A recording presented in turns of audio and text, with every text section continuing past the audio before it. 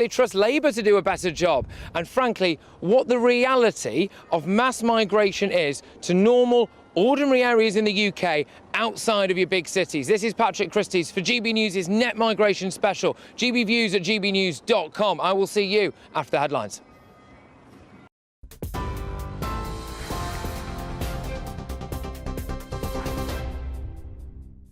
Patrick, thank you. Good afternoon. It's 1 minute past 3. Your top stories from the GB newsroom. Downing Street has refused calls for Rishi Sunak to apologise despite failing to reduce net migration, which has now risen to record levels. ONS data shows numbers rose to 606,000 last year, even after repeated government pledges to bring overall numbers down. Immigration Minister Robert Jenrick says the government is trying to tackle the issue. Net migration is far too high. This is placing intolerable pressure on public services, on housing supply, and our ability to integrate people into our country. The Conservative Party has made a promise to reduce net migration, and we're absolutely determined to do that. Well, we've made a very significant intervention this week, which will make a tangible difference, reducing the number of student dependents that come to our universities, because universities should be in the education business, not the immigration business. Shadow Immigration Minister Stephen Kinnock, though, says government policy is to blame for the rise in numbers. Numbers are too high. They need to come down. The reason they've lost control is because they failed to do enough to invest in skills and talent and career development here in the UK. So employers are being forced to reach for overseas migrant labour because they don't have the pipeline of people that are ready to come and work and attracted as well to the opportunities that are here in the UK. Rishi Sunak has welcomed the reduction in the energy price cap, describing it as a major milestone in his goal of halving inflation. Ofgem's announced the typical annual household energy bill will fall to a maximum of £2,074 a year from July. That's a drop of £426. Ofgem says the first price drop in 18 months reflects recent falls in wholesale energy prices. The First Minister of Scotland has welcomed the Police Chief Constable's statement describing the force as institutionally racist.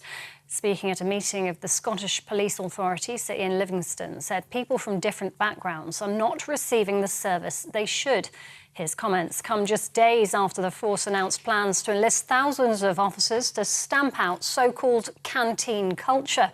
Hamza Youssef says racism within Police Scotland's unacceptable and that he'll do everything possible to dismantle it. There is no doubt that institutional racism exists in our society, and I want to take a moment just to say that as a person of colour, the statement from the Chief Constable is monumental, historic. I remember raising issues around racism in the police force, Strathclyde Police as it was back then, when I was stopped and searched over a dozen times as a young boy. 3 Just Stop Oil protesters have been arrested on suspicion of criminal damage at London's Chelsea Flower Show. Oh, for God's sake! No! Stop it! Members of the public expressed their dismay as the women climbed over a rope and threw orange paint over the RBC Dolphin Garden. One bystander turned a hose pipe on the protesters before Met Police officers arrived on the scene. And 3 women have been arrested on suspicion of theft after 3 lambs were taken from the King's Sandringham estate in Norfolk.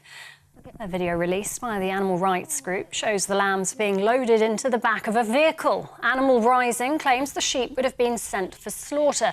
It also says more high-profile open rescues, as they're calling them, are planned this summer. Norfolk Police says the suspects remain in custody. Sandringham estate has been approached for comment. The Wagner mercenary group has started withdrawing from the Ukrainian city of Bakhmut, handing over its positions to Russian forces. Wagner's leader, Yevgeny Prigozhin, announced the capture of the eastern city 5 days ago after the longest and bloodiest battle of the war. Ukraine's deputy defense minister has confirmed regular Russian troops have started replacing Wagner mercenaries on the outskirts of the devastated city, but that their forces remain inside. A funeral has taken place for one of the last black RAF pilots to have fought in the Second World War. Flight Sergeant Peter Brown died alone last December, aged 96, at his home in West London. The funeral had initially been expected to be a low-key affair after his family couldn't be contacted. But today, hundreds of mourners, including relatives, community groups and celebrities, gathered to celebrate his life. Mr. Brown was born in Jamaica in 1926. He enlisted in the RAF Volunteer Reserve in 1943. And he carried out missions as a radio operator and a gunner. This is GB News. We'll bring you more as it happens. Now, though, it's back over to Patrick.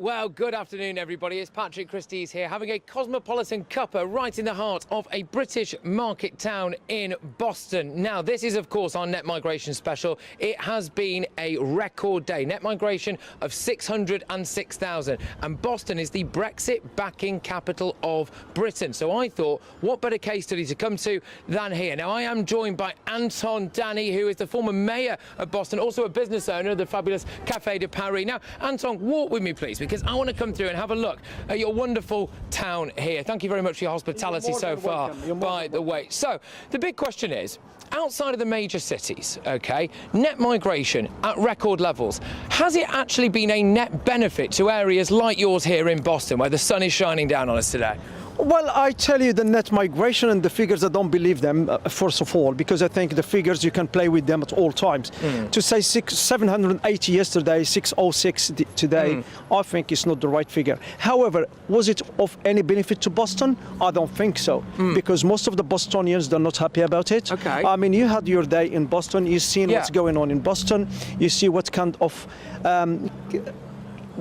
people are coming to Boston. Well, on that note, now what people may have noticed there is just outside Anton's wonderful cafe there, I've been here since first thing this morning, and what was really noticeable is something that I think is happening in a lot of towns and cities around the UK. There was a group of individuals there, we believe them to be from Bulgaria, hanging around, and then what happens is that a minibus pulls up, they get in it, and they go out and do their day's work. And what kind of demographic change are you seeing here, Anton? Because bear in mind, this is supposedly the least well-integrated part of the UK. Well, yes, it is the least integrated part of UK. I'll give you a small figure. There is schools where they have 60% of the kids in the school, they are from a European background. So 60%, that's a lot. So which means we have around 40% of the Bostonians. Now, the demographic is changing rapidly. As you see, I'm walking with you now, and we look around, I hardly see any English or British person walking around. Indeed. It's the same people, which is, I think, is very sad for a Boston with such a history. Let's turn around and walk this way, because you talk about the history of this particular place, and it is a really historic market town. And right there we have a 14th century Gothic church, a wonderful church. And what's the area that you call here now just in front of this church? This is the Ingram Memorial. Yeah. Mr. Ingram is the one who brought the pumps for water in Boston, and we respect it. People, they would like to come and see it, have photos with it, but unfortunately I've seen visitors coming to Boston. When they arrive there and they see this gathering of people, they go back. Okay. So it doesn't give them the right impression. And the nickname locally for this area now is Foreign Island, is that correct? That's a very funny name. I tell you, probably you may say that, because none of the British people go and sit there on the benches. Actually, I'm thinking to pass it through the council to take the benches off and just keep it clean and see if people can go and just pass through it. Now, very shortly, what I'm going to be doing in a moment is going to our political editor, Darren McCaffrey, who's going to give everyone a proper full-scale breakdown of these numbers. Now, that is the national picture, OK? That's the national picture. But it's places like Boston that GB News needs to be. We are the People's Channel, and that's why I want to speak to real people like Anton. And when people talk about, highly skilled migration and people coming over here to get high quality jobs, etc. What kind of migration are you seeing? As the former mayor of this town, what kind of people are you really seeing in your impression? Well, at the moment, and lately we've seen people, a lot of people, they are unskilled, they can't write, they can't read their own language, and I think to be part of this community, it will be hard for them to integrate. It will be very difficult. It's very hard. When I was a mayor, I tried to integrate everyone and work together with communities. As I'm myself, not English, but I'm British, I'm proud to be British. This is my home, my kids were born in this country, so I'm proud to take that citizenship. However, these people, they cannot integrate because of the lack of communication. They're living with themselves, they're watching their own TVs. So there is nothing else in Boston, it's only a fractions after fraction. And that's very bad for a town like ourselves and small town. Look, Anton, thank you very much for your time. I'm just going to get you to walk with me this way, because this is where we're going to be camped for the next 3 hours. I'm going to be speaking to a whole host of local councillors, people who campaign just on that street there for Brexit. Not actually for the Brexit vote to be passed, for the Brexit referendum to take place. This is the area of the highest percentage of Brexit voters anywhere in the UK. They voted to take back control of their borders, and that, frankly, in light of today's record numbers, clearly hasn't happened. I'm going to whiz you back now to Westminster, where we're going to hear from Darren McCaffrey, our political editor, for a full-scale breakdown of these new record numbers. Yeah, very good afternoon, Patrick. Interesting there, you talked about taking control, if you like. In many ways, this is taking control, because the situation we've ended up in today with this record number of migrants arriving in the UK in the past year is through a system designed by the government post-Brexit. And it is a big debate, isn't there, beyond the 2016 referendum, about whether that referendum was about controlling borders, managing migration, irrespective of the numbers, or whether ultimately in the end it was actually about bringing down those numbers to what the tens of thousands of the Conservatives in the past used to commit themselves to. When you look at the actual numbers themselves, kind of three key drivers here. First of all, a lot of people arriving on a one-off, almost certainly, refugees from places like Afghanistan, like Ukraine, like Hong Kong. The government opened up legal routes for them over the past year. Now, I suspect next year, for example, or this year, the number of people arriving from Hong Kong and Ukraine will probably fall quite dramatically. The second big driver is students. And this is something that the government is in support of. Students contribute over £40 billion to the UK economy every year. Many argue they should not be included in these net migration figures, considering they are effectively students. But the real rises come from dependents who've arrived, family members, if you like, with those students. The government determined, they say now, to clamp down on dependents being allowed to come here with students, and that should drive down the numbers somewhat as well. And then the work visa, and this comes back to the skilled economy that you talk about. The government have opened up worker visas in areas such as healthcare, social care, in agriculture and elsewhere, desperately where the UK needs workers. And again, there's a big debate about where the income threshold should be. But they are all the main drivers, as you say, for a record figure. We have not seen net migration in this country on the scale over the past year. The Prime Minister on the TV today insisting he wants to see those numbers fall. But in the end, if he does, he's going to have to make some difficult choices. Let's have a listen to what he had to say on This Morning. Numbers are too high. It's as simple as that, and I want to bring them down. And that's why this week we announced some new measures, and I think pretty much the biggest thing that anyone's ever announced to bring the levels of migration down. And it's a new policy which limits years, as that number of dependents has just absolutely spiralled. Almost 150,000 dependents of people who are studying here coming. We're saying from now on, that's not going to be allowed. It's fascinating, Patrick, when you look at polling over the last couple of years, particularly since the Brexit referendum, immigration as an issue has slipped on the agenda, even though the number of migrants arriving here has continued to increase. And the government have designed, as I say, this system that has allowed the record numbers of people to arrive in this country. And that's where Rishi Sunak faces a really difficult battle, because is he going to fight his education secretary when it comes to student numbers? Is he going to fight the Treasury when it comes to the number of foreign workers we need here? Is he going to fight others in his party if he says, actually, we need to curb the number of refugees legally allowed to arrive here? And I think that's where, as I say, the Prime Minister's in a very difficult bind, not least of all because Labour now are trusted more in immigration than the Conservative Party, and that could get worse when people look at these numbers and feel uncomfortable with the large scale of migrants arriving. Look, Darren, absolutely. Thank you very, very much for that. A really comprehensive picture of these latest figures. And Darren's identified some really crucial areas there that we're going to be delving into live here in Boston in Lincolnshire for the next 3 hours, especially when it comes to things like education. But one of the things that you might be able to see behind me now is a police car has just pulled up, actually. And I'm going to bring in a chap now who's called Chris Martin. Now, Chris is a local business owner. Thank you very much. Easy name to remember, of course. It's a famous name. But now, Chris is, I think, quite an outspoken local resident when it comes to some of the issues that he says mass migration has caused in this particular area. And I'm going to throw it over to you, Chris, because as far as you're concerned, I think it's actually quite unusual to see the police here. It's a remarkable coincidence, isn't it? Yeah, it is. Yeah, it's quite strange to see them. But recently I tried complaining to the council since this time last year till October. I was getting completely ignored. I was sending them footage, you know, pictures of things like people pooing in the streets. Right. And they ignored me. So I said I'd make them public, started making these TikTok, Facebook videos to bring awareness to it. Again, nothing really happened. People would move them to another area, so they're moving the problem from one business to another business. Since then, I've been targeted by them. In fact, one of the PCSOs behind us was one of the guys who went up to him and told him I was ringing the police on him. Okay. Last week, the police was called out to him. Police left them there drinking. 20 minutes later, they've covered my Tattoo Studio shops in spit. Then it escalated. They came to my flat door. They kicked the door in. One was threatening to stab me. I rang 999 about 8 p.m. 11 o'clock the next day, the police turned up. They didn't even come out to my 999 call. Okay. And clearly the point that you are making here is that one of the issues in this area, given the fact that it has seen rapid population growth and it is this perfect microcosm for the massive net migration special that we're doing today, one of the issues that you feel is an increase in crime, is that right? Yeah, for sure. And alcohol is the major issue, as you can see or hear. It's they're all sitting there drinking. Just now, outside my shop, there was 5 sat there drinking. Police car pulled up, asked them to move. Police car drove away. They decided not to move. On my phone now, I've got a video of one of them just urinating up the door. And this is all in front of the council offices as well. The council office has the exact same view of me, and they don't do anything about it. Not doing anything. So I've got to ask you, do you think that the people who are saying today that we need massive levels of net migration for our economy and for everything to go round in Britain, would you agree with that?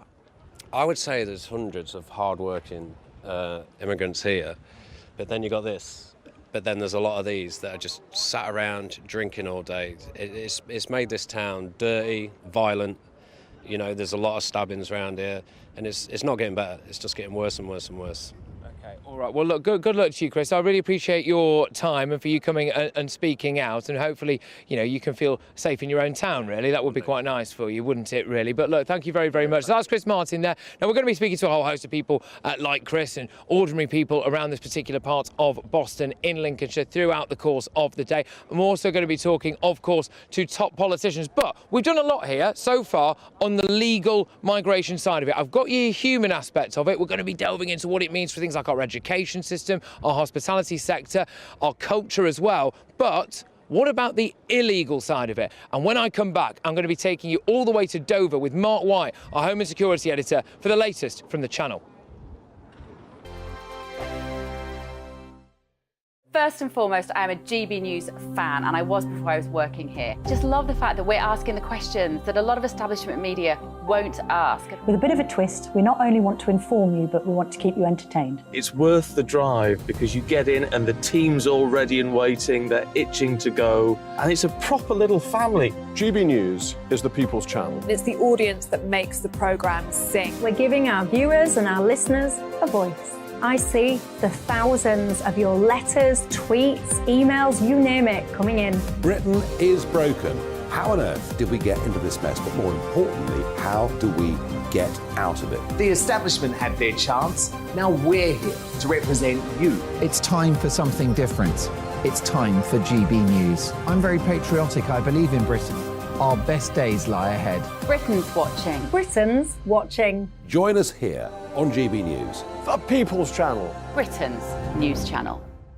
I'm Simon Evans. Join me on GB News for Headliners at 11 p.m. What's the scoop? I'll be joined by two of the country's top comedians. That's right. As we take a look at tomorrow's newspapers tonight. We're going to get into trouble. If it's a big story, we'll be covering it. Spill some tea on him. There we go. But we'll also have some fun. I wouldn't stick up a bank. My father didn't love me. So anyway. Headliners every night from 11 on GB News, the People's Channel, Britain's news channel. Westminster is going around in ever-decreasing circles, followed by the media. Britain is broken. How on earth did we get into this mess? But more importantly, how do we get out of it? Join me at 7 p.m, Mondays to Thursdays on Farage. Here on GB News, we will have open, rational debate. We've got to work out how Britain moves forward from this. Join us here on GB News, the People's Channel. Britain is watching. I'm Andrew Doyle. Join me at 7 o'clock every Sunday night for Free Speech Nation, the show where I tackle the week's biggest stories in politics and current affairs with the help of my two comedian panellists and a variety of special guests. Free Speech Nation, Sunday nights from 7 on GB News, the People's Channel, Britain's news channel. Monday to Thursday nights on GB News. At 6, it's Dubes & Co. 7 o'clock, Farage. At 8, join Jacob Rees-Mogg. And at 9, Dan Wootton Tonight, followed by Headliners. On TV, radio and online. This is GB News. Every Sunday from 11, join Michael Portillo. There will be topical discussion, looking at the week before and the week to come. So kick back and relax at 11 a.m. on Sundays on GB News with me, Michael Portillo. GB News, the People's Channel, Britain's news channel.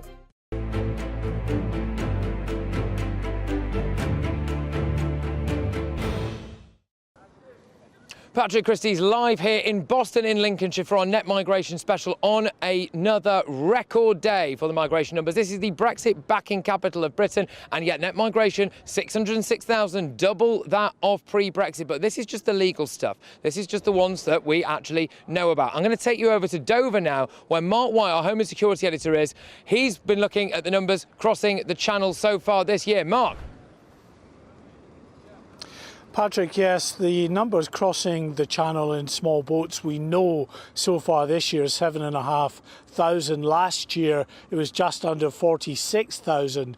Now, of course, that is just a fraction of the overall net migration, but it is the most high profile and highly contentious aspect of migration into this country, and that is what the government terms as illegal migration. That's why, of course, we've got the illegal migration bill working its way through Parliament as we speak. And in these figures today, not just from the Office for National Statistics, but the Home Office also releasing their figures in tandem with those ONS figures, and they make for some interesting reading, because on the asylum seekers front, they reveal that last year, or the year to March this year, there were 75,000 asylum applications.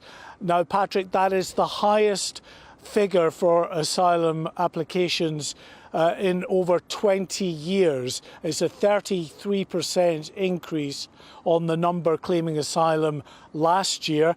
And of course, that subsequently had a knock-on effect on this backlog of asylum seekers that they never seem to be able to manage to reduce. In fact, all it does is increase. We're now up to 172,000 people awaiting an initial decision on their asylum application. That is a 57% increase on the figures last year. And if we drill down into some of the other statistics about those crossing the English Channel in small boats, well, you remember last year all we were talking about, it seems, was Albanians coming across the English Channel. Afghanistans and Albanians, the two nations that were the predominant nations represented on these small boats. 13,000 Albanians crossed in small boats last year. well. In the first 3 months of this year, things have changed around very dramatically. India is now up there with Afghanistan as the two nations that are the most represented on these small boats. The Albanian figure has just plummeted, a fraction of what it was. Just 1% of those on small boats coming across the channel in the first 3 months of this year were from Albania, a total of 28 Albanians.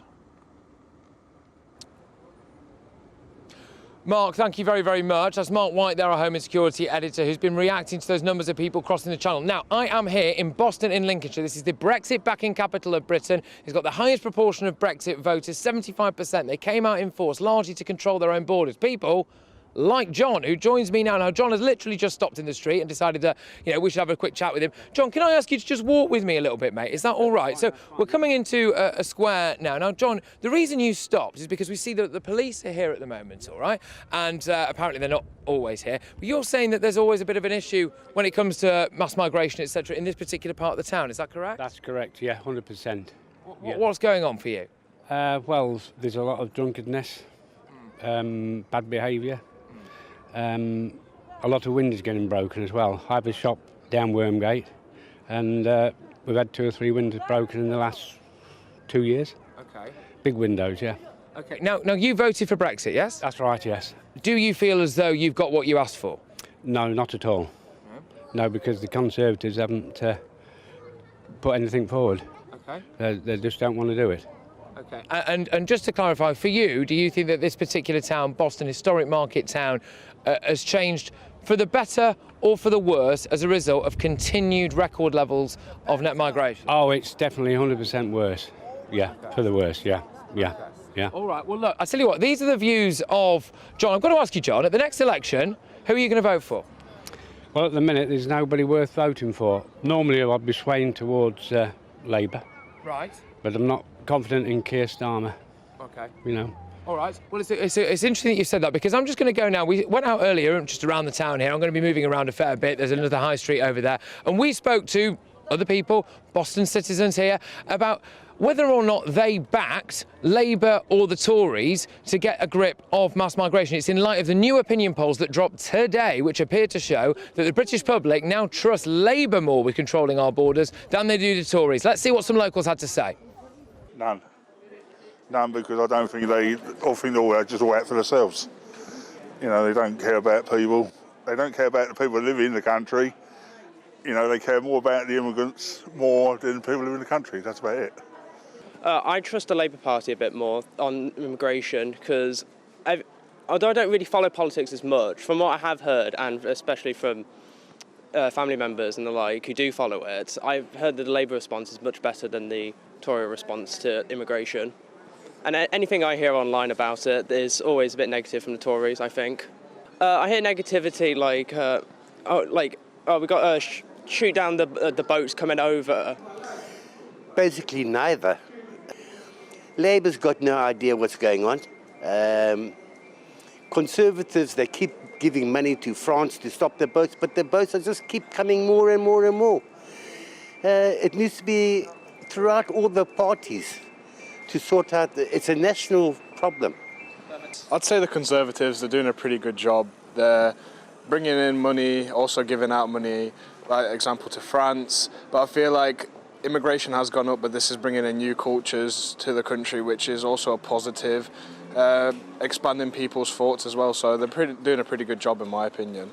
I'd say Conservatives. I think we just have to understand that immigration's going up.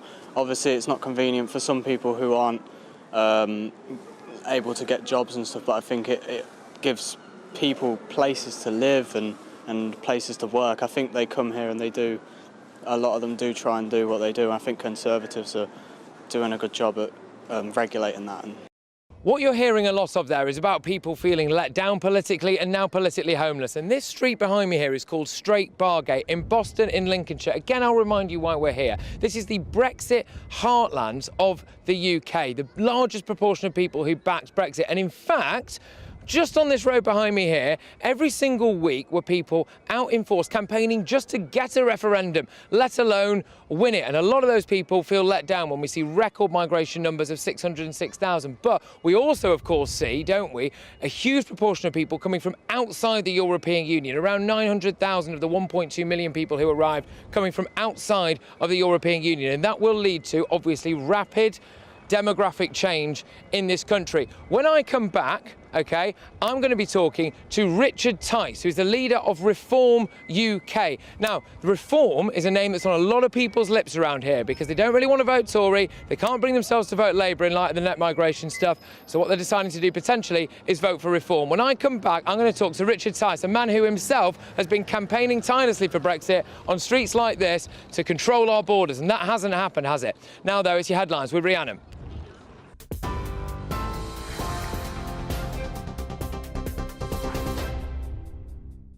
Patrick, thank you. Good afternoon. It's 3:31. Your top stories from the GB newsroom. Downing Street has refused calls for Rishi Sunak to apologise despite failing to reduce net migration, which has now risen to record levels. ONS data shows numbers rose to 606,000 last year, even after repeated government pledges to bring overall numbers down. Immigration Minister Robert Jenrick says the government is trying to tackle the issue. Rishi Sunak welcomes the reduction in the energy price cap, saying it's a major milestone in his goal of halving inflation.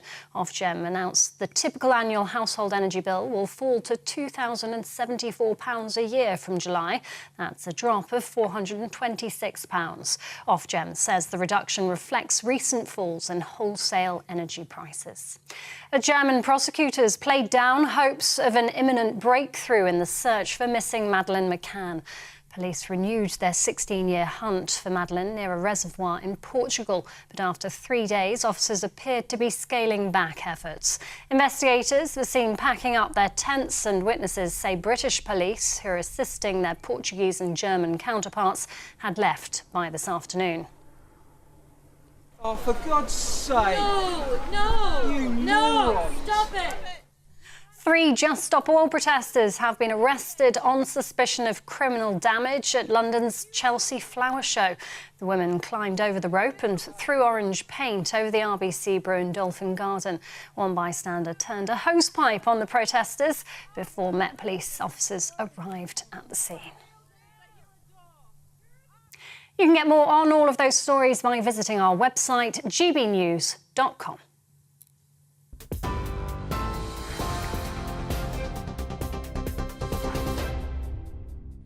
Direct Bullion sponsors the Finance Report on GB News for gold and silver investment.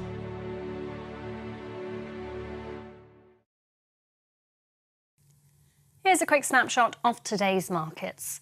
The pound will buy you $1.2342 and €1.1506. The price of gold is £1,580 and 22 pence per ounce, and the FTSE 100's at 7,577 points. Direct Bullion sponsors the Finance Report on GB News for gold and silver investment.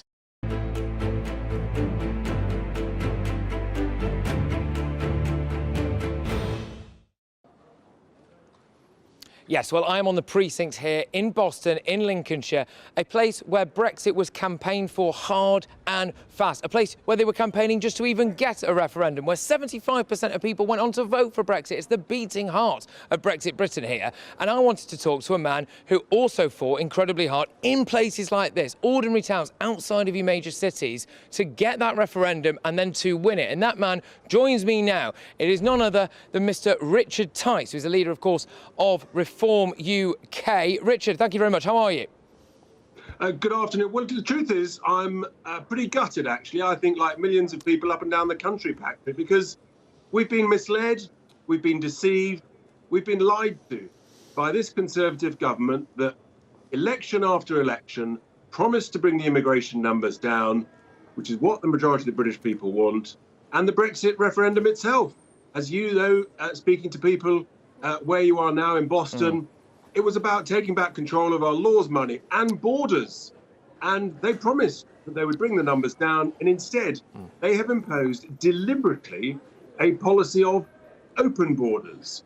with a worker visa system and student visa system that's hugely open to abuse. And guess what? The numbers have almost trebled in the space of 2 or 3 years to 606,000. It's half of Birmingham. Half of Birmingham has arrived in the United Kingdom in just 12 months, Patrick. And here's the thing no one's yet talking about. In 2020, that was in 2022. In 2023, it'll be the same or more. So within 2 years, you've got a whole Birmingham arriving in the UK. And what that means is our housing becomes ever more unaffordable for young people. It's harder to see a GP. It's harder to get an operation. So waiting lists grow. And the fact is, we've been misled. We've been lied to. No one will ever trust. Richard, I'm going to cut across you now because I've just got to ask you this, all right? I've just got to ask you this, Richard, OK? So I'm speaking to a lot of people here, and what they're scratching their heads to try to understand is really why on earth this is still happening. They're sick of broken promises from the Conservative government, been in power now for 13 years. There is a fundamental lack of trust, and this is just anecdotal from people I'm talking to here, about what the Labour Party are going to bring forward. I will be speaking to a Labour MP later on in the show, though, to get their take on this. What are Reform offering that's different? Because, Richard, I've got to be honest with you, you might be quite pleased with this. Your name is on a lot of lips here in Boston. But what we're offering is the only net zero the country wants is net zero immigration, so that the number of people that we welcome to come and work and study in the UK equals the number who are leaving the UK. We've got plenty of people here. We've got to get our own people skilled, trained and back into work. We've got 1 in 8 on out of work benefits that's costing us all a vast sum of money. So we need net zero immigration. And Reform UK, Patrick, is the only party that stands for that, and I think is the only party that people will trust to actually deliver it. One thing, Richard, that stands out like a sore thumb here is the number of recruitment shops. There's 4 in Boston. It's not the biggest area at all. And when you look in the windows of these shops, it advertises the kind of jobs that are on offer. Now, big agricultural sector around here in Boston. A lot of fruit pickers, a lot of agricultural land, a lot of farms. And what they're advertising for things like £11 to £14 an hour are people to come and help out with manual labour there. But all of the signs in all of those windows have got the flags of the countries of the people who they have translated in-house in there. A lot of Eastern European countries in there. Would Reform UK, or indeed should this Conservative government, be trying to bring into force something where British businesses have to try to recruit British workers first? There's no question that British businesses, big businesses, have an obligation, as was always the case, to try and to skill up and to pay fair wages for a fair day's work from British people. What's happened is big business has recognised it when we were in the EU, they could import huge numbers of cheap, low-skilled, overseas labour, and therefore they didn't need to train up British people. Here's the thing, though, Patrick. If you can't find the labour, then you invest in capital equipment to replace the labour. That's how the combine harvester arrived. It's as simple as that. So if they can't find the people to pick the fruit, they'll invest in new equipment, new technology, to pick the fruit by machines. That's what should happen. It shouldn't be an excuse just to import hundreds of thousands of cheap labour. Look, Richard, thank you very much for your time. That's Richard Tice there, as the leader of Reform UK. And this really is, in many ways, actually, the epicentre of Brexit Britain, where I'm standing right now, believe it or not, because this is the Brexit capital of Britain. And this really is where people were coming out in force, calling, arguably more so than anywhere else, for that referendum. Then today's massive net migration numbers drop. Of course, land, I should say, really, because they've gone up through the roof. 606,000 now, 900,000 people arriving from non-EU countries. Now, when I come back, I'm going to be talking to a local business owner just to try to get a flavour, really, for what these numbers mean. This is here in Boston, supposedly anyway, the least integrated town as well. So I'm going to be talking to a local business owner when I come back for GB News' Net Migration Special. I will also, by the way, be talking to Labour MPs, Tory MPs, absolutely everybody, including demographic experts. So make sure you don't take your eyes off this Net Migration Special with me, Patrick Christys. It's all about family, being in people's living rooms, all the interaction and getting to know who our viewers and listeners are. When I was young, my dad used to say, Nana, stop arguing. I wanted an outlet that would enable me to give my opinion. People are going through a really hard time right now, and I know that you don't feel like you're being listened to by the establishment. I came to GB News because it's the People's Channel, and I want the audience to have their say on the events of the day. We're dynamic. We do something different. Democracy shows that the wisdom of the nation is in its people. I get to travel to find out what the story is from a personal perspective. The British people aren't fools. We know when we're not being told the full story. We've got to work out how Britain moves forward from this. It's the best country in the world. The establishment had their chance. Now we're here to represent your views. Britain's watching. Britain's watching. Britain's watching. We're proud to be GB News, The People's Channel. Britain's news channel. Join me, Patrick Christys, Monday to Friday, 3 till 6. We tackle the day's news agenda like you've never seen before. It's high tempo, high octane, the most controversial topics, and the best guests. You will not be able to take your eyes and ears off it. I'm not afraid to ask the questions that you really want answered. 3 till 6 p.m, Monday to Friday on GB News, The People's Channel, Britain's news channel. Join us every night on GB News at 11 p.m. for Headliners, which is 3 top comedians going through the next day's news stories, which is exactly what you need, because when the establishment has gone crazy, you need some craziness to make sense of it. So join us 11 p.m. every night on GB News, The People's Channel, Britain's news channel. Join me, Camilla Tominey, on Sunday mornings from 9:30, taking the politicians to task and breaking out of SW1 to see how their decisions are affecting you across the UK. Bursting the Westminster bubble every Sunday morning, only on GB News, The People's Channel. Britain's watching. I'm Jacob Rees-Mogg, the Member of Parliament for North East Somerset and a former government minister. For years, I've walked the corridors of power in both Westminster and the City of London. We need to have the arguments, the discussions on how we make it better. Crop failures, famine, war, suffering on a scale completely unimaginable. We are putting the cart before the horse. As Charles I said at the scaffold, he was the true defender of liberty. Yeah, I've completely derailed the conversation. Join me Monday to Thursday at 8 p.m. on GB News, Britain's news channel. So Jubes & Co, we tackle the issues of the day with real, robust debate, both sides of the fence, battling it out with me in the middle with my forthright opinions and views. And often really interesting things happen because you start with a position and then by the end of the debate you find actually, well, I might not have thought about that one. What we need in this country is 2 new political parties. You should maybe think about doing a 2024 calendar. I'm Michelle Dewberry and I'm keeping you company right through until 7 o'clock this evening. GB News, The People's Channel, Britain's watching.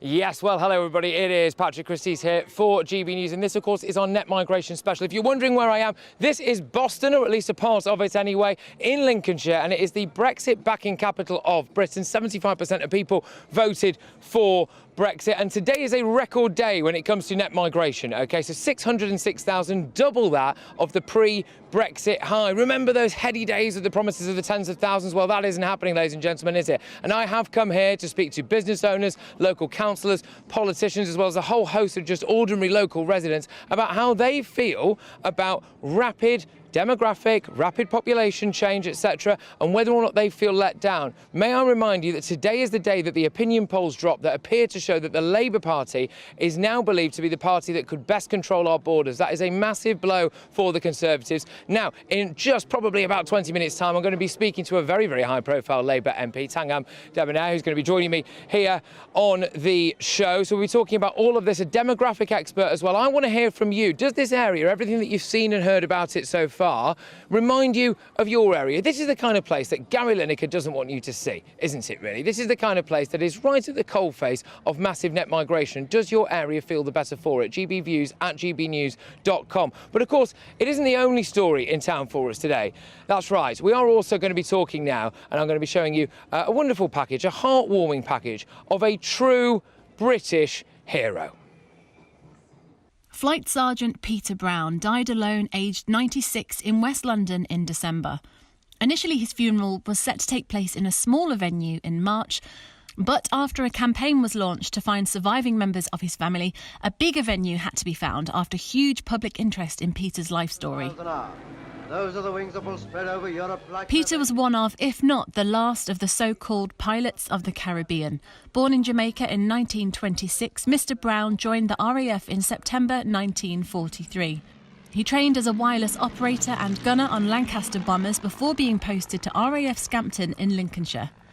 When the war ended, he re-enlisted as a signaller in the RAF. After Peter's death, an appeal was launched to find members of his family. Rosemary, who believes she is his second cousin, came forward after reading the story online.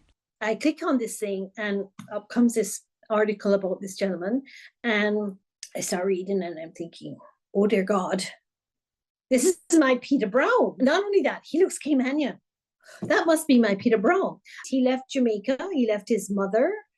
His dad had passed away, but he left familiarity and life in Jamaica, which at that time, that's a big deal. You know, when you go from Cheshire or Southampton to go and fight across the channel, that's far enough. But when you go all the way from Jamaica to a new life and a new way of being, it's a big service.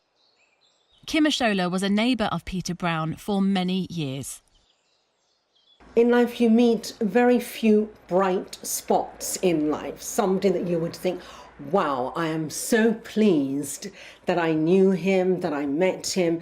And Peter Brown is one of those people. He was stylish, always carried himself well, with dignity, smartly dressed, always smiling. Every conversation I had with Peter ended with laughter or me walking away smiling. Peter was one of an estimated 10,000 people who came from the Caribbean to join the British Armed Forces during World War II. He made a huge contribution. He, along with thousands of other persons from the UK worldwide, but of particular interest to us, obviously, is that he was one of the thousands from the Caribbean, and Jamaica actually had the largest contingents in World War II. Everybody, what is significant is everybody was a volunteer. They were not conscripted, they volunteered. Some of them paid their own way across the Atlantic. I asked Kim what she thinks Peter would have thought of all the attention now surrounding him. I think he would say, as he used to say when he thought something was funny, and he would say, ooh, something, ooh, can you believe it? You know, like an old Jamaican guy. Ooh, can you believe it? I think he actually would be so pleased that people cared about him. Lisa Hartle, GB News, London. OK, so welcome back to Boston. As I've been telling you, it is, of course, the Brexit-backing heartland of the UK. Now, as I've been out and about talking to people here throughout the course of the day, they're all telling me one thing: infrastructure, infrastructure, infrastructure. This population has grown by at least 10% in the last 10 years as a direct result of mass migration. The population who are English-born here is on the decrease, and, of course, foreign-born people are indeed on the rise. People are telling me, left, right and centre, that they are unable to get GP appointments, that the housing crisis here is very, very real, that the battle to access basic public services is a daily struggle. But I just thought now I'd show you a little bit from Catherine Forster, our political reporter, on how, on a record day for net migration figures, a day that the government did not plan for, how we got here.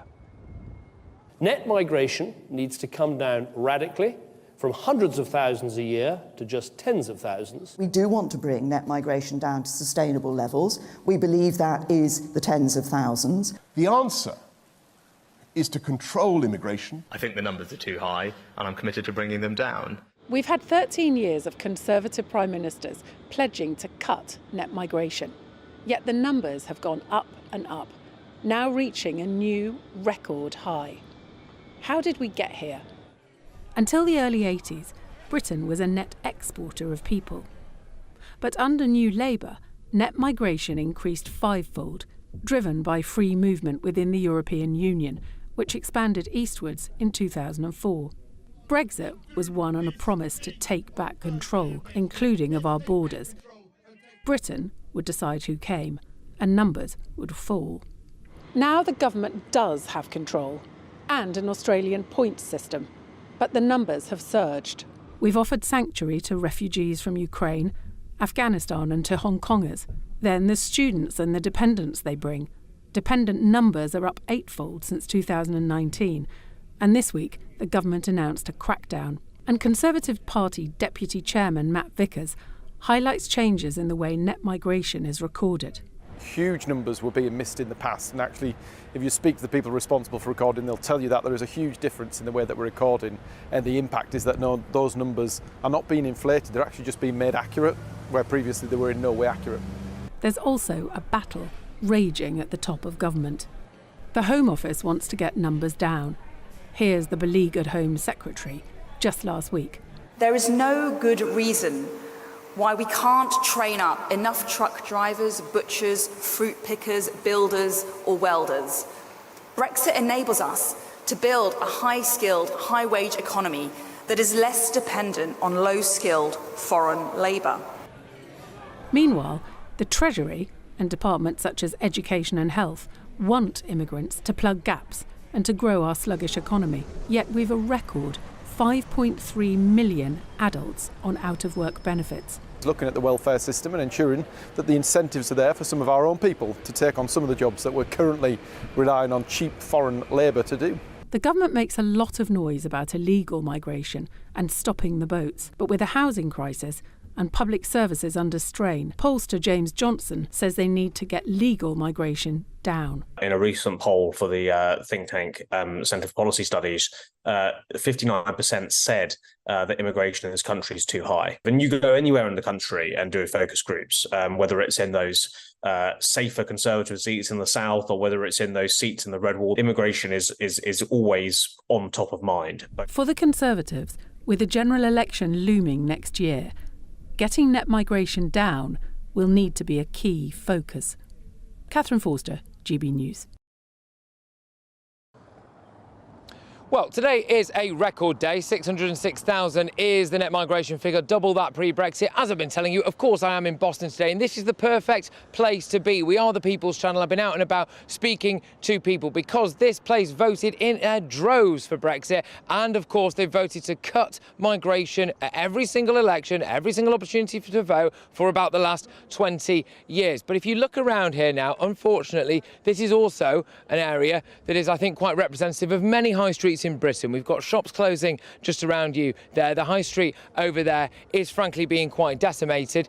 And as well, what you'll be able to see just over my shoulder there, potentially anyway in the distance, is one of these many recruiting hubs. And in the windows of that, there are recruitment adverts for fruit pickers and for low-skilled economic migrants. And that is the kind of migration that people in this area are saying that they're seeing far too much of, and it is undercutting the local workforce, which is why in the next hour, I'm going to be drilling down on the economy. When people say that we need this level of net migration in order to boost growth, do we actually need it? What about the demographic changes? We're seeing 900,000 people coming from non-EU countries. That will mean high demographic change. I will have a demographic expert on.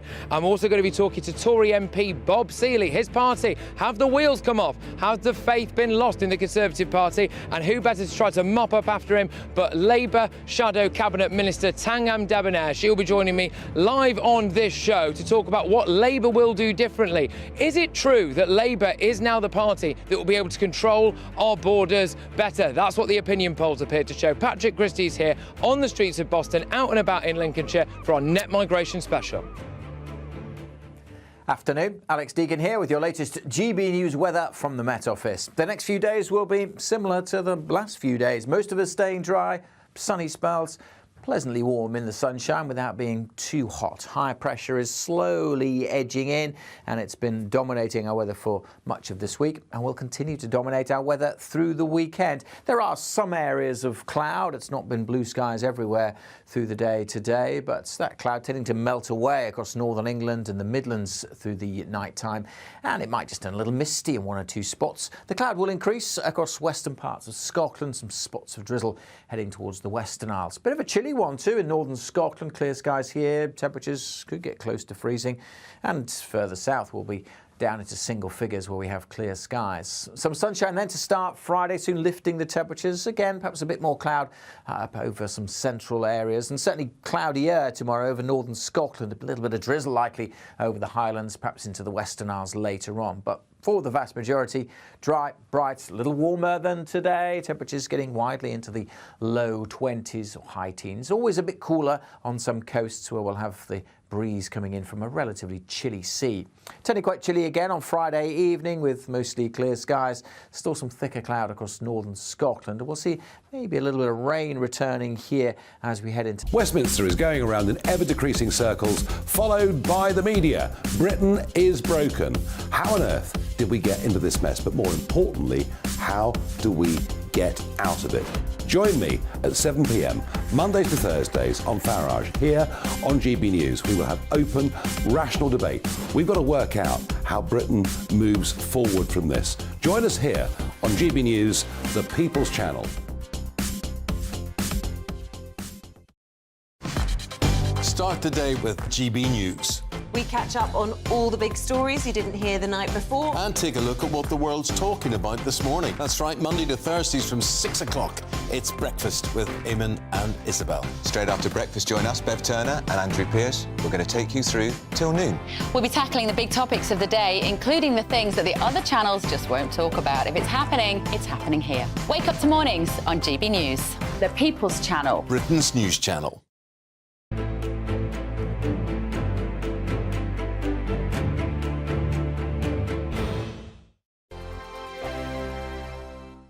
I joined GB News because I was sick and tired of not hearing my views being represented, not just mine, but so many people that I knew and spoke to. I just couldn't get my voice out there. I couldn't say anything, I couldn't do anything. Whatever the narrative was, I kind of had to follow it. GB News is there to provide a voice for those who have been ignored by the establishment media. We think different things, we've got a different style. GB News is here to be optimistic and positive about the future. It's real kind of dynamic and flowing, with the audience very much at the heart of it, like a big family. Here at GB News, we talk about the things that matter to you. Hearing the voices from right across our towns and cities, especially our towns. All sides of the argument represented with a heavy dose of opinion. We're on a mission here to make a difference. And the GB News family really is here for you, and whatever time of day you can watch or listen. Britain's watching. Britain's watching. We're proud to be GB News, the People's Channel. Britain's news channel.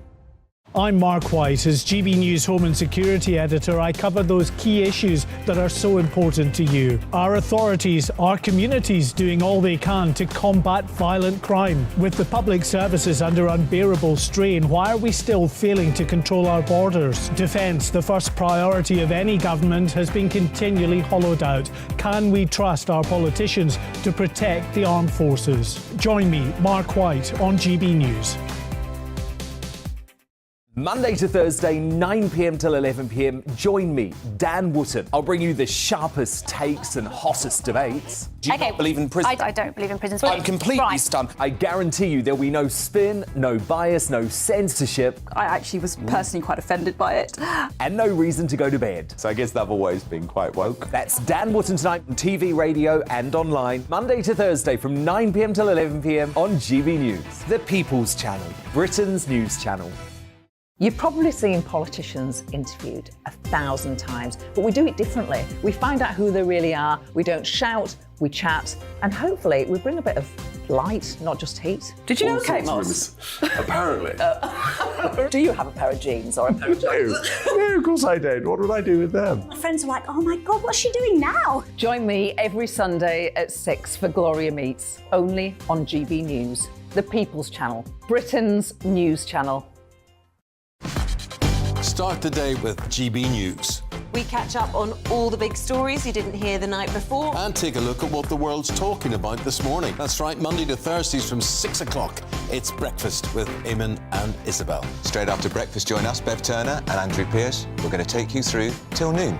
We'll be tackling the big topics of the day, including the things that the other channels just won't talk about. If it's happening here. Wake up to mornings on GB News, the People's Channel. Britain's news channel. I'm Simon Evans. Join me on GB News for Headliners at 11 p.m. What's the scoop? I'll be joined by two of the country's top comedians. That's right. As we take a look at tomorrow's newspapers tonight. We're going to get into trouble. If it's a big story, we'll be covering it. Spill some tea on him. There we go. But we'll also have some fun. I wouldn't stick up a bank. My father didn't love me. So anyway. Headliners every night from 11 on GB News, Britain's news channel.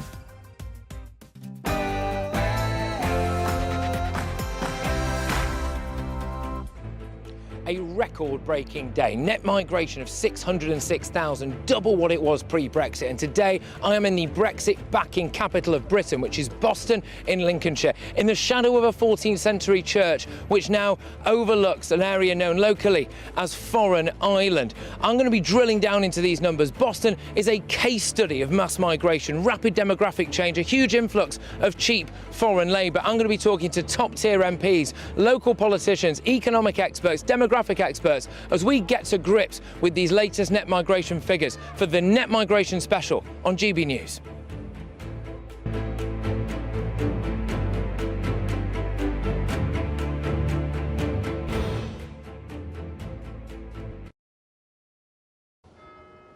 Absolutely massive hour coming your way. I've got Bob Seeley, Conservative MP, very, very shortly. I think his party have got a lot to answer for. Do you feel, in light of these record figures, that you've been lied to and lied to and lied to by the Conservatives, who consistently run on a ticket of bringing net migration down? Well, shock horror, record numbers. Tangam Debonair, Shadow Cabinet Minister for the Labour Party, she will be on this very show just after Bob Seeley. Are the Labour Party now more credible than the Tories when it comes to getting a grip of mass migration? What about the demographics, as we're seeing more people arriving from non-EU countries? Does that mean that Britain will change more and change quicker? I'll be talking to a demographic expert. And do the economics stack up? When you add it all up, are we really better off as a result of net migration at this level? And I will be talking to two people who really got Brexit done. They campaigned on a street just behind me here now, just to get that referendum. I will be joining you from the Brexit heartland of Britain after your headlines with Polly.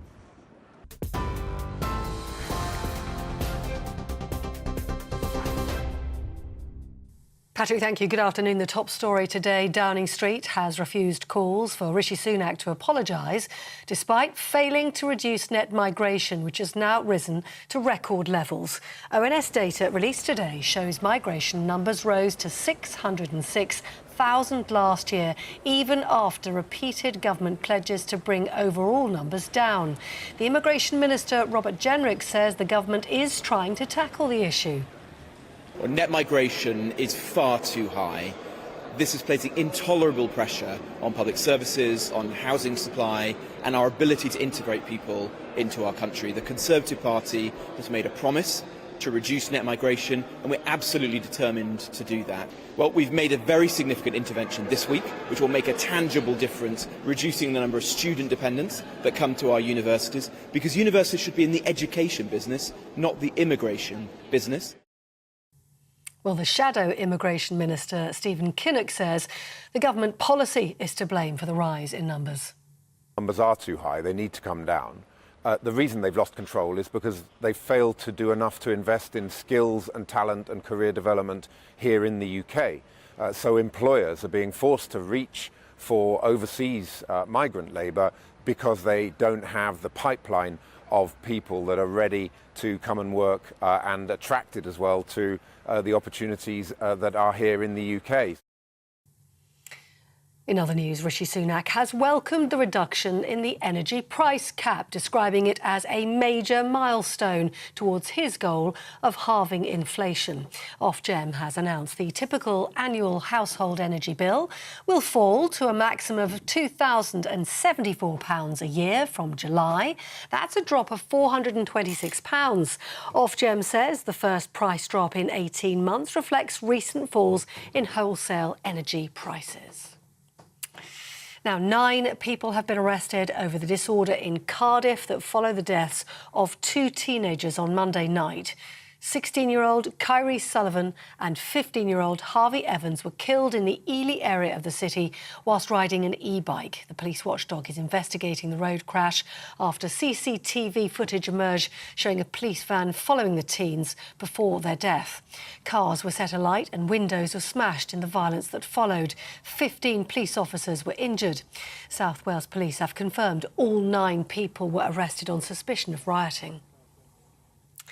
Meanwhile, a German prosecutor has played down hopes of an imminent breakthrough in the search for missing Madeleine McCann.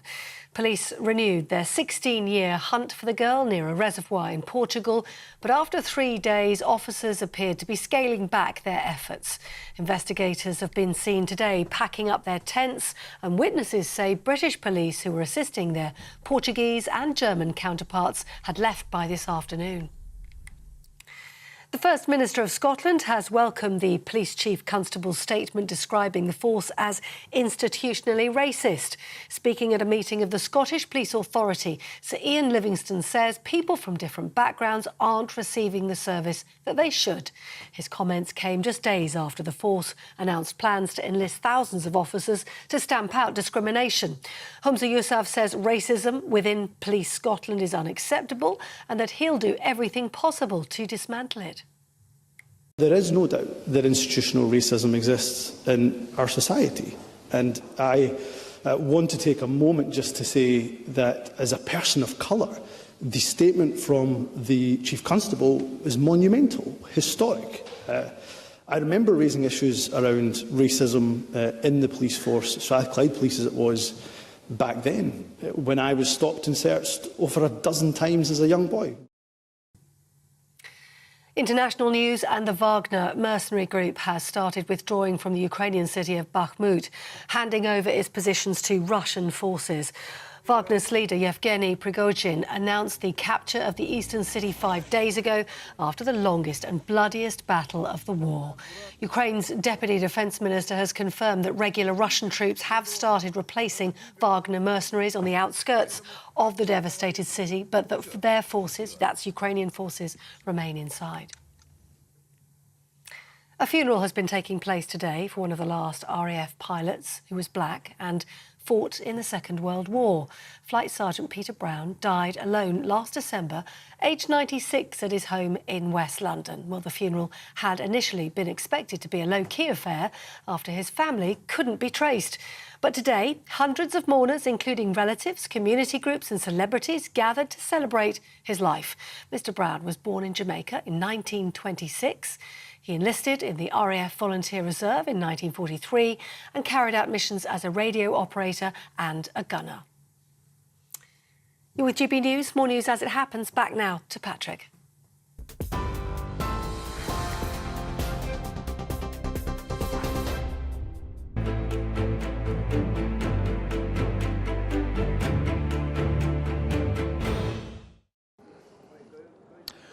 Good afternoon, everybody, and welcome to Boston in Lincolnshire, which is the beating heart of Brexit in Britain. The highest proportion of Brexit backers live right here. Now, I'm joined by 2 of them. We've got Jonathan and Yvonne. Now, these people were campaigning just to get a referendum. I'm going to be talking to these people very, very shortly about whether or not they feel a bit let down. Come on in, don't be shy, Yvonne. Whether or not they feel a little bit let down by these record net migration figures. But there's a lot to digest when it comes to these numbers, and the perfect man to do it is our very own Darren McCaffrey, our political editor. Darren, cut through the noise for us, please.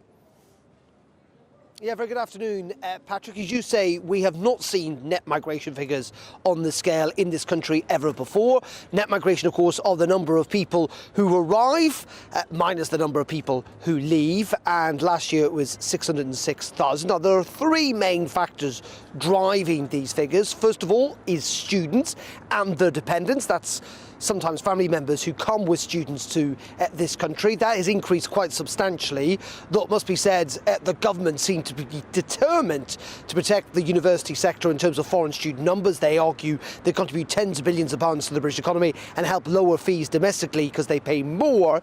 However, the government are going to take steps to try and lower the number of dependents allowed to arrive. Many questioning why, as an undergraduate, for example, you need a family member to accompany you to the UK. The second big driver, are refugees, if you like, legal refugees, those arriving from Afghanistan, from Hong Kong, and more notably this year from Ukraine. Now, the government makes a case that one of the reasons the figures are so high this year is because of those exceptional circumstances, and that actually this coming year we're less likely to see refugees in those numbers from those countries arrive on British shores.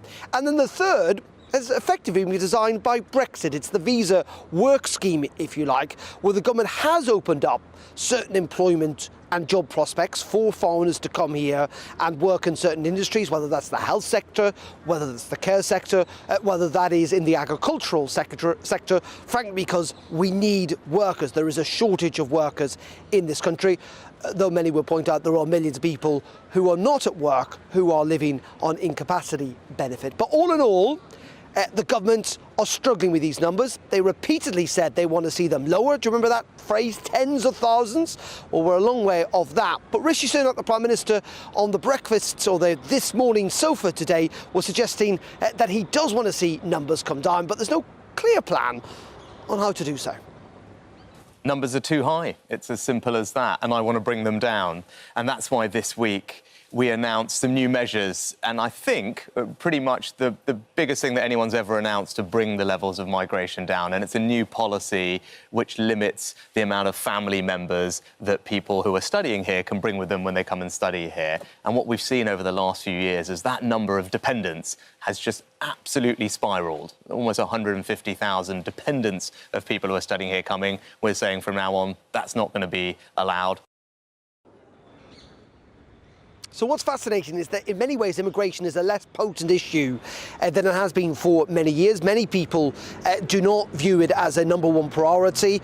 In fact, actually, when you poll people, they say they're a bit more relaxed about the numbers coming in. However, will that continue to be the case with these record numbers of people arriving in the UK? And second of all, I think for the Conservative Party and for the government, this is why it's tricky, Patrick. They've got competing interests. You've got the Education Secretary saying, we need these students. You've got the Treasury saying, we need these workers. You've got many Conservative MPs saying, we still need to be open and generous to asylum seekers from certain countries. And then you've got the Labour Party, who are now more trusted on migration than the Conservatives, and they feel confident enough to beat the government around the head with these figures today, saying that they've lost control. So all in all, I think Rishi Sunak is going to get the numbers down, but as previous Conservatives or Prime Ministers have seen, that saying you want to see lower migration is a lot easier than actually delivering on it. Absolutely. Darren, thank you very, very much. Darren McCaffrey there, our political editor. Now, I am on this high street in Boston, in Lincolnshire. I've got two very special guests for me. Look, we are the People's Channel. Darren has given you, wonderfully so, the national picture there, OK? But let's localise it, because all too often, I think, it all gets lost in the noise about what the reality of these large-scale record net migration numbers are for your ordinary common man and woman in places like Boston, in Lincolnshire. Now, like I said, I've got two very special guests. I'm going to get them to introduce themselves to you. Squeeze on in here. So you're Jonathan, and Jonathan, you, of course, were a UKIP and then a Conservative councillor, is that correct? Correct. Yes, and Yvonne's here as well, that's right. So, and Yvonne, the same for you, yes? So you were UKIP and then Conservative? I most certainly was, yes. Now, both of you, this is a very special street for you. We're just going to walk backwards down it a little bit now, and if you just come with me, please, if that's OK. Just to explain why this street... It's just here. When we were campaigning for a referendum, so we go back to that far, we used to set up our tables here and have printed material on, and would pass it to the material to anybody who was interested. I only ever had one person that wasn't interested. This person swore at me, but that was OK. And this was to campaign just to get a referendum? Just to get a referendum. We were here in rain, snow, you name it, we were here. Because we were dedicated. We wanted what we wanted, and we wanted it for Boston. Because the amount of immigration we had then was unsustainable. OK, now, I'm just going to bring you in, Jonathan. Just walk with me a little bit here. In light of what Yvonne has wonderfully just said there, you were at the coalface of that Brexit referendum with her as well. How do you feel about the net migration numbers that are dropped today? Is that what you voted for? Is that what you told people to vote for? It's not what I voted for. For a lot of Conservatives, we feel deeply let down by the government. We've had talk for years by various Conservative spokesmen that they're going to bring immigration down. It hasn't happened. I haven't seen the figures today, but I understand it's probably something like 700,000. So it's greater now than at the time of Brexit. The only good point is at least we haven't got the EU telling us who we should and shouldn't allow in. At least we have some element of control there should we choose to exercise it. I mean, we do have a points-based system, but people are concerned. Here in Boston, the level of immigration is so high, the pressure it puts on schools, doctors, surgeries, hospitals and so on. The price of housing, rents here in Boston at the highest in Lincolnshire. So that's the issue. The young people who are in schools and in some of the local secondary schools, we're talking about 40-45%, they will learn English very quickly. They will integrate. There's no problem there. Perhaps with the parents, it's a different matter. They need to learn the language. So, yes, it's just that the economic pressures are unsustainable and something needs to be done. Most Conservatives are very disappointed we haven't done more to get it down, because that's a traditional key issue for Conservatives, getting immigration down. And that is fascinating. I'm just going to bring you both back a little bit here. The traffic's cleared up a bit now, so we can kind of get back into the pedestrian side of things. But Yvonne, what was the main reason that you guys went from UKIP to the Conservative Party? Well, for me personally, UKIP seemed to be starting to mess about. Nigel had moved and the people who were in authority didn't inspire me in any way, and I felt UKIP was just going down the pan. Okay. I've always been a Conservative, and I think conservatism and being a UKIPper work well together. And I just decided I'd had enough. I felt embarrassed at UKIP, unfortunately, the way it progressed, and that's why I decided to walk across the floor. OK, now one of the big reasons for you, Jonathan, if you just come to me a little bit here, was because you thought that the Conservatives would get Brexit done quicker. That was the motto, wasn't it, to get Brexit done? And here we are now, you know, however many years down the line, these record net migration figures. And it's important as well, as you were alluding to, and this is something that I think needs to be made abundantly clear, migration from EU countries is way down. It's non-EU countries, and this should be, should it not, the stuff that we were promised we would be in control of. That's correct. Let's go back to 2017. Theresa May promised strong and stable leadership. We had weak and wobbly leadership. She was a Remainer. She didn't believe in Brexit. Her so-called Brexit deal would have left her in the single market and the customs union. But we joined UKIP. We went from UKIP to the Conservatives because we thought we'd get Brexit done. It took obviously another 3 years. Boris Johnson getting elected as Conservative leader, and he won a significant 20-seat majority. But since then, of course, not enough has been done to control immigration. They haven't solved the boat people issue, which is another bone of contention with the normal population, or most British people, I would say. Okay, absolutely, and it's important that you mention that, really, Jonathan, because when I come back, what I'm going to be talking about is the illegal side of migration in Britain at the moment. I'm going to go to Mark White, who is our Home and Security Editor. He's in Dover for us. We've had the record numbers of legal migration into this country, but what about what's been going on in the Channel? Yvonne, Jonathan, thank you very much. This is the Brexit Street in Brexit Britain, and let's be honest, they're not happy. I'll see you in a tick. First and foremost, I am a GB News fan, and I was before I was working here. Just love the fact that we're asking the questions that a lot of establishment media won't ask. With a bit of a twist, we not only want to inform you, but we want to keep you entertained. It's worth the drive because you get in and the team's all ready and waiting, they're itching to go, and it's a proper little family. GB News is the People's Channel. It's the audience that makes the programme sing. We're giving our viewers and our listeners a voice. I see the thousands of your letters, tweets, emails, you name it, coming in. Britain is broken. How on earth did we get into this mess? But more importantly, how do we get out of it? The establishment had their chance. Now we're here to represent you. It's time for something different. It's time for GB News. I'm very patriotic. I believe in Britain. Our best days lie ahead. Britain's watching. Britain's watching. Join us here on GB News. The People's Channel. Britain's news channel. Join me, Patrick Christys, Monday to Friday, 3 till 6. We tackle the day's news agenda like you've never seen before. It's high tempo, high octane, the most controversial topics, and the best guests. You will not be able to take your eyes and ears off it. I'm not afraid to ask the questions that you really want answered. 3 till 6 p.m, Monday to Friday on GB News, the People's Channel, Britain's news channel. I'm Andrew Doyle. Join me at 7 o'clock every Sunday night for Free Speech Nation, the show where I tackle the week's biggest stories in politics and current affairs with the help of my 2 comedian panellists and a variety of special guests. Free Speech Nation, Sunday nights from 7 on GB News, the People's Channel, Britain's news channel. Every Sunday from 11.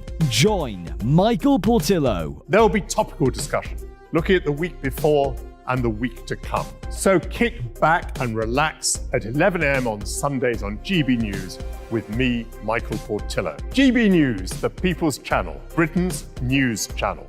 GB News has its own late-night paper preview show, Headliners, where comedians take you through the next day's top news stories. You don't have to bother reading the newspaper, we've got it covered for you. Headliners, every night at 11 p.m. and repeated every morning at 5 a.m. We won't send you to sleep like some of the other paper review shows out there. GB News, the People's Channel, Britain's news channel.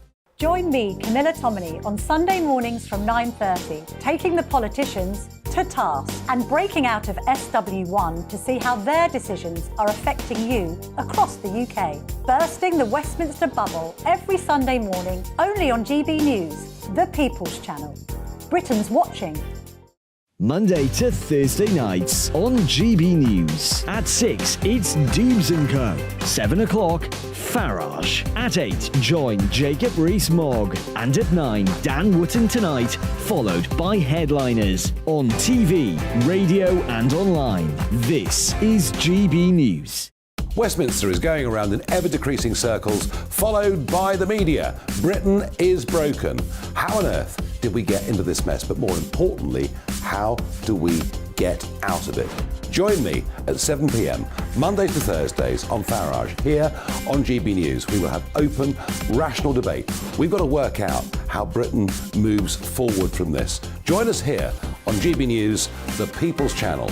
Britain is watching.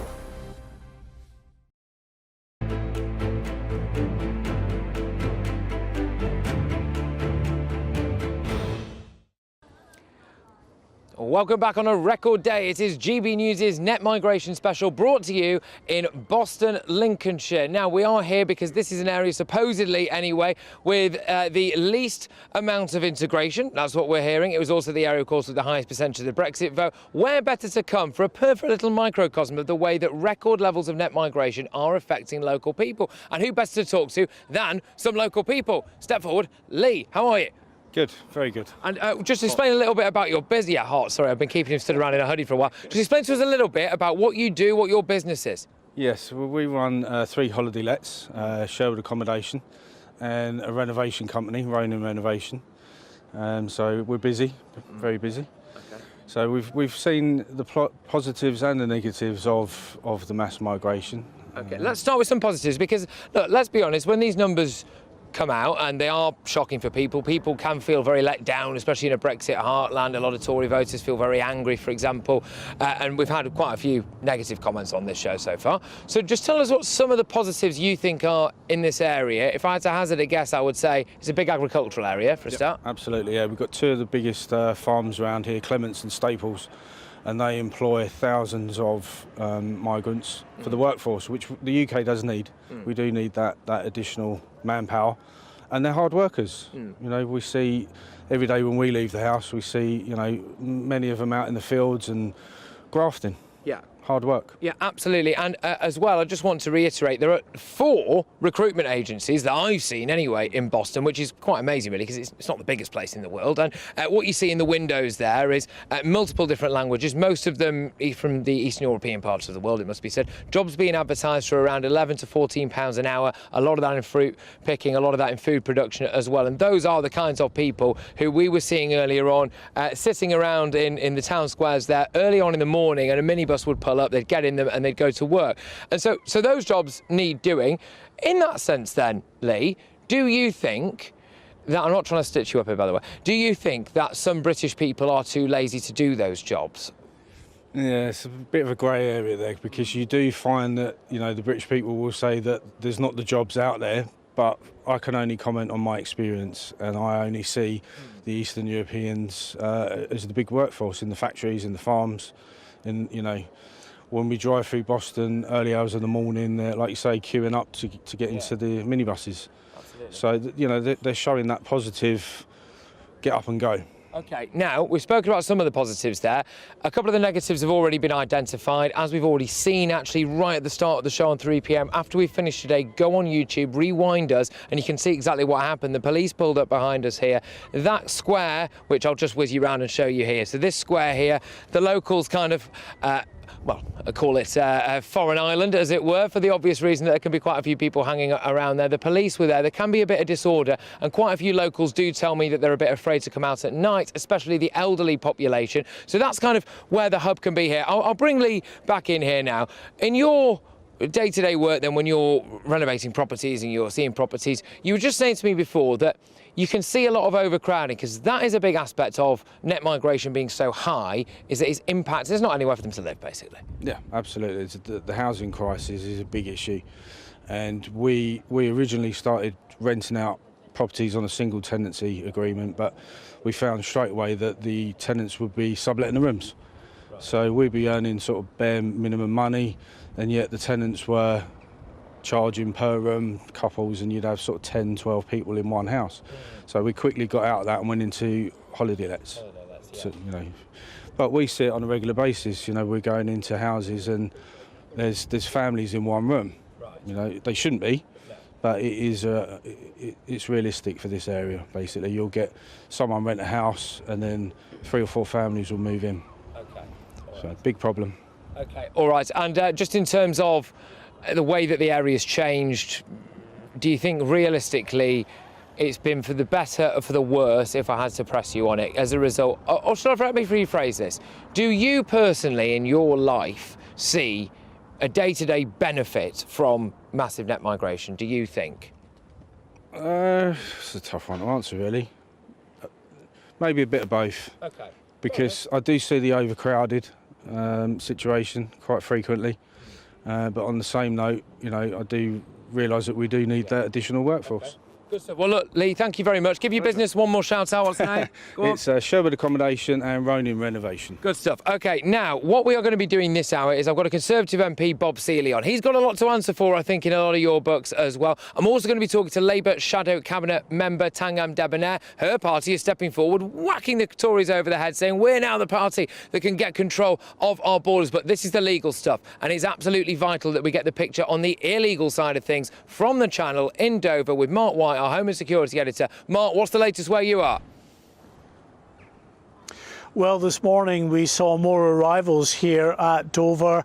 The Border Force vessels Defender, Hurricane and Ranger came in first thing this morning with 150 people that they had picked up from small boats in the middle of the channel. And that takes the figure actually to about 7,500 for the year so far. Now, the government has actually been saved in a way by the really atrocious weather conditions that we've had predominantly throughout the first months of the year. It's been windy in particular, and that's just made it pretty impassable in the channel for most of these inflatables to try to attempt the crossing. So you've had dribs and drabs, 150 one day, 100 another day when the weather conditions allow. But once we get into the summer months proper and flat calm conditions out in the channel, there are thousands of people on the other side, on the French side of the channel, in camps around Calais and in Dunkirk, awaiting their opportunity to come across here.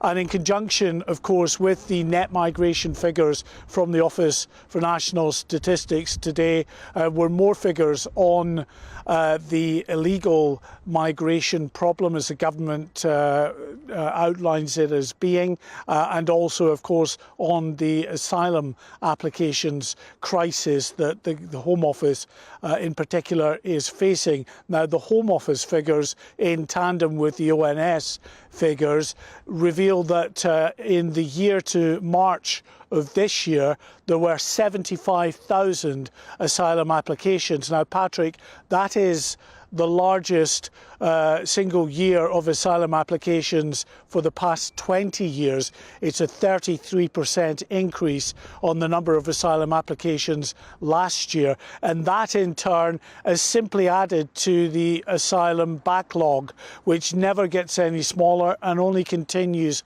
to grow. It's now up at 172,000 asylum applications, still waiting for that initial decision, and that's a 57% increase on last year.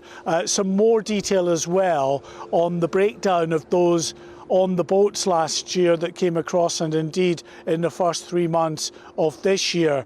Now, last year, the predominant nationalities were Afghanistan citizens and also those from Albania.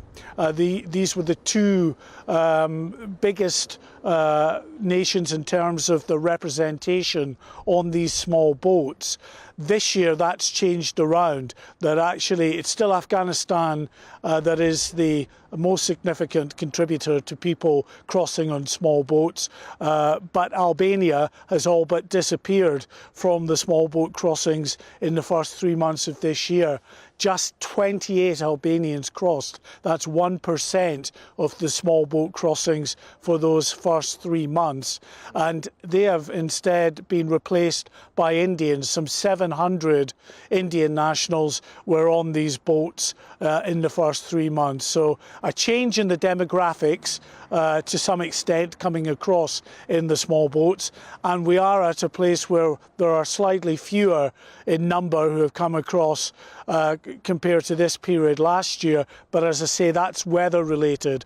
And once we get flat cam conditions, expect the numbers coming across to grow very significantly indeed.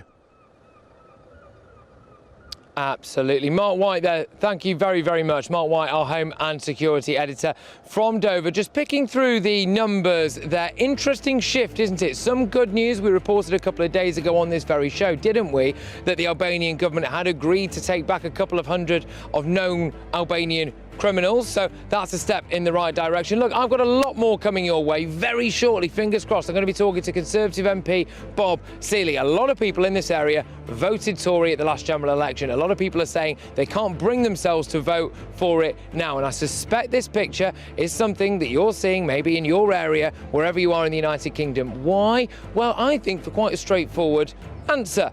Are your public services better?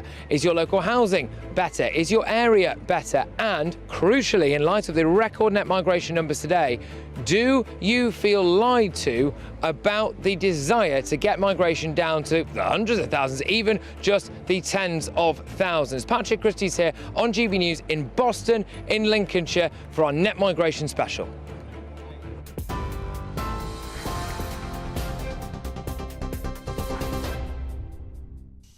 The top stories on GB News. Downing Street has refused calls for Rishi Sunak to apologise despite failing to reduce net migration, which has now risen to record levels. ONS data released today shows numbers rose to 606,000 last year, even after repeated government pledges to bring overall numbers down. The Immigration Minister, Robert Jenrick, says the government is trying to tackle the issue. Meanwhile, Rishi Sunak welcomes the reduction in the energy price cap, saying it's a major milestone towards his goal of halving inflation. Ofgem has announced the typical annual household energy bill will fall to £2,074 a year from July. That's a drop of £426. Ofgem says the reduction reflects recent falls in wholesale energy prices.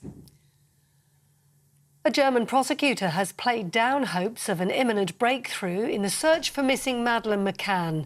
That's as police who've been investigating the shoreline of a reservoir in Portugal begin wrapping up. A source close to the investigation says there's nothing to report after 3 days of searches. Witnesses say British police, who were assisting their Portuguese and German counterparts, had left by this afternoon. And 9 people have been arrested over the disorder in Cardiff that followed the deaths of 2 teenagers on Monday. 16-year-old Kyrie Sullivan and 15-year-old Harvey Evans were killed in the Ely area whilst they were riding an e-bike. The police watchdog's investigating the road crash after CCTV footage emerged showing a police van following the teens before their deaths. Cars were set alight and windows smashed in the violence. 15 police officers were injured. South Wales Police have confirmed all 9 people were arrested on suspicion of rioting. On TV, online, DAB+ radio and the TuneIn app, this is GB News. Back now to Patrick.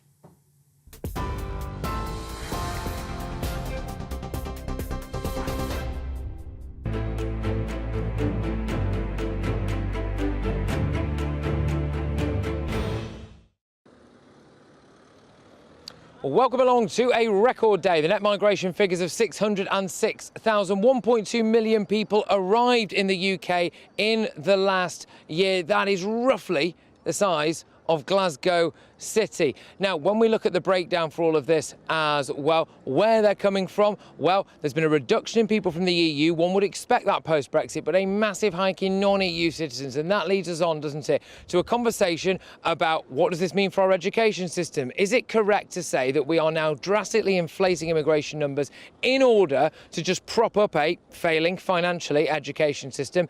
Is it fair to say that we can now expect rapid demographic change in Britain? And is that something that people signed up for and people wanted? People here in Boston, in Lincolnshire, that voted for Brexit in record numbers certainly don't. That's what they've been going and telling me. But the point really is, where do we go now? But crucially, how on earth did we get here? Because it's been successive promise after promise after promise of getting migration down into those tens of thousands to take back control of our borders. Catherine Forster, our political reporter, has this package about how on earth we've ended up here.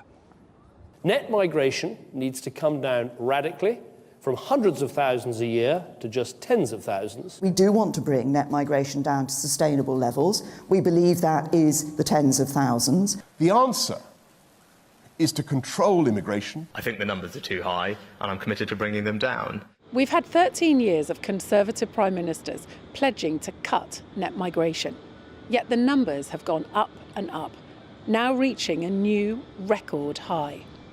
How did we get here? Until the early 80s, Britain was a net exporter of people. But under New Labour, net migration increased fivefold, driven by free movement within the European Union, which expanded eastwards in 2004. Brexit was won on a promise to take back control, including of our borders. Britain would decide who came, and numbers would fall. Now the government does have control, and an Australian points system, but the numbers have surged. We've offered sanctuary to refugees from Ukraine, Afghanistan and to Hong Kongers. Then there's students and the dependents they bring. Dependent numbers are up eightfold since 2019, and this week the government announced a crackdown. And Conservative Party Deputy Chairman Matt Vickers highlights changes in the way net migration is recorded. Huge numbers were being missed in the past, and actually if you speak to the people responsible for recording, they'll tell you that there is a huge difference in the way that we're recording, and the impact is that those numbers are not being inflated, they're actually just being made accurate, where previously they were in no way accurate. There's also a battle raging at the top of government. The Home Office wants to get numbers down. Here's the beleaguered Home Secretary just last week. There is no good reason why we can't train up enough truck drivers, butchers, fruit pickers, builders or welders. Brexit enables us to build a high-skilled, high-wage economy that is less dependent on low-skilled foreign labour. Meanwhile, the Treasury and departments such as Education and Health want immigrants to plug gaps and to grow our sluggish economy. Yet we've a record 5.3 million adults on out-of-work benefits. Looking at the welfare system and ensuring that the incentives are there for some of our own people to take on some of the jobs that we're currently relying on cheap foreign labour to do. The government makes a lot of noise about illegal migration and stopping the boats, but with a housing crisis and public services under strain, pollster James Johnson says they need to get legal migration down. In a recent poll for the think tank Centre for Policy Studies, 59% said that immigration in this country is too high. When you go anywhere in the country and do focus groups, whether it's in those safer Conservative seats in the south or whether it's in those seats in the red wall, immigration is always on top of mind. For the Conservatives, with the general election looming next year, getting net migration down will need to be a key focus. Catherine Forster, GB News.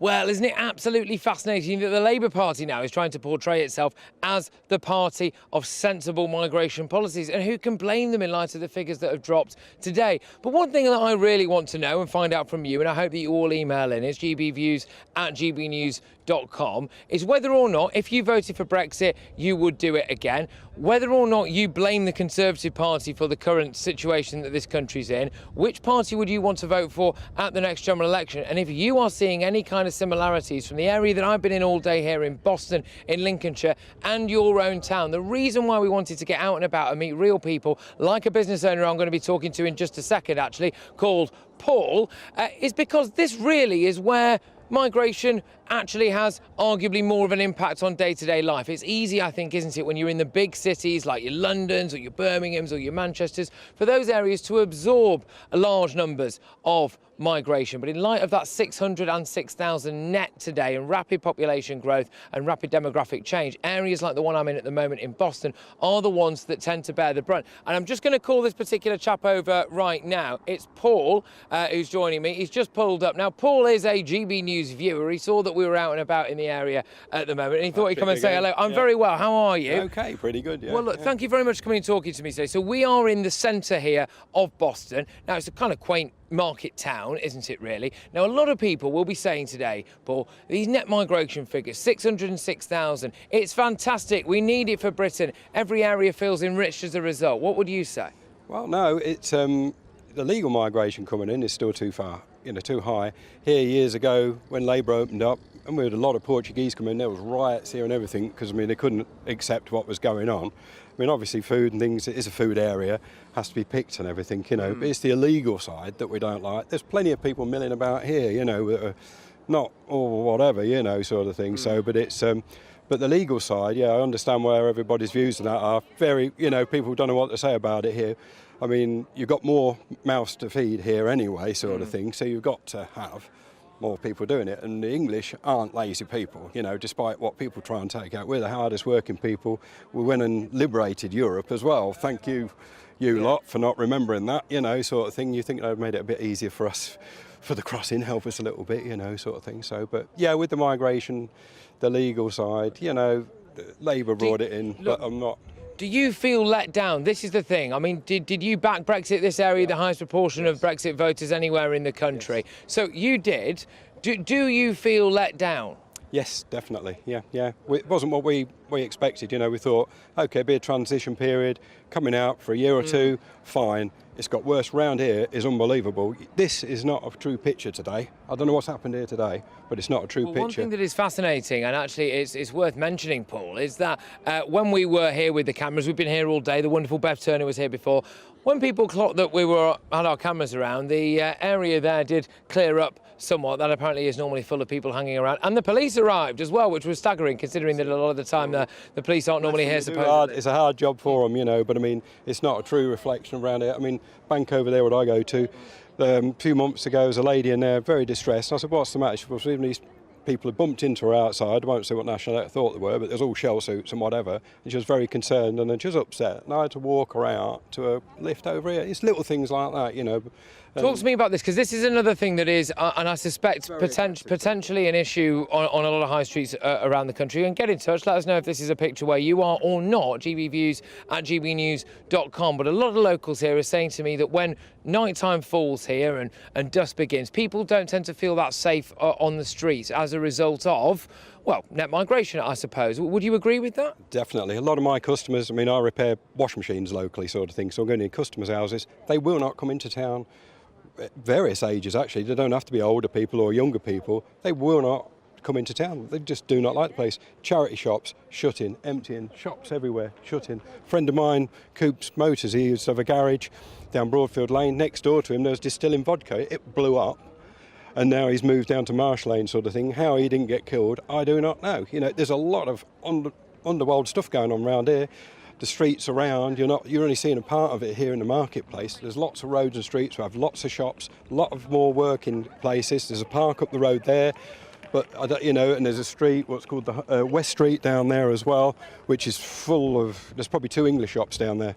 If you want a foreign food, it's lovely, but we enjoy integration, but this is just sort of... Well, this is one of the other reasons that we wanted to come here, and this is again another example of why Boston is such a perfect example of a town in modern Britain, in mass migration Britain, because when you look at these stats, this supposedly, Paul, I don't know if you know this, I mean, you live here, is supposedly the least well-integrated town in Britain. Can you believe that?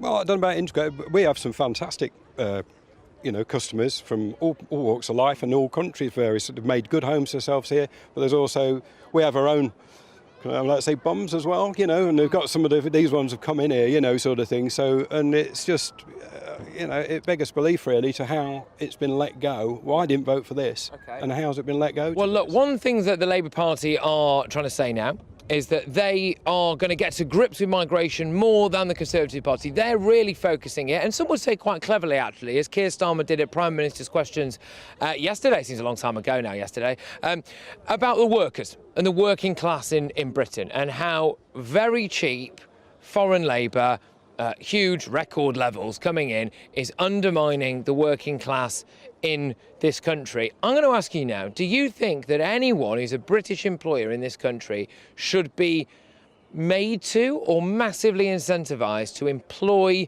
British workers first, or people who have got a British passport?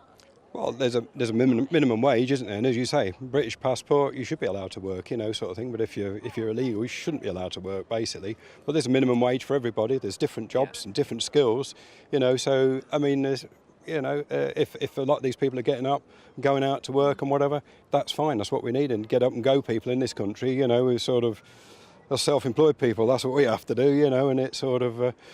We need people like Nigel to grab it, come on, lead the country against all this and sort it out. It really is. There's not many other people out there that can do it, like you guys, as well. It needs a good shake-up. I'm totally let down, yeah, absolutely. Who will you vote for at the next election? I've got to be honest, I don't know, sort of thing. So, and it's, I'm worried about Labour saying that they might reverse Brexit. If that's the case, the Stop Oil protesters doing all their disastrous stuff, if they start doing that, I mean, obviously the process for that will be, it'll look like Cromwell's a saint, they'll be burning tyres in the streets. Honestly, it will go crazy if they reverse that. Just quickly, Paul, because I appreciate your time, and what is happening here in Boston is, I think, a bit of an outlier for a lot of different areas in the United Kingdom. We like to get out and about here at GB News as the People's Channel and actually cover areas that, frankly, the likes of your Gary Linekers of this world and co don't necessarily actually want you to see. They don't really notice these places. They don't really come to places like this and speak to people like you. If something doesn't change and a government doesn't get to grips with the numbers, so the volume of it, where do you see this area going? This area, you can see it now. Everywhere's shutting down. This will be all probably, if you go down West Street, that used to be a lovely shopping street now.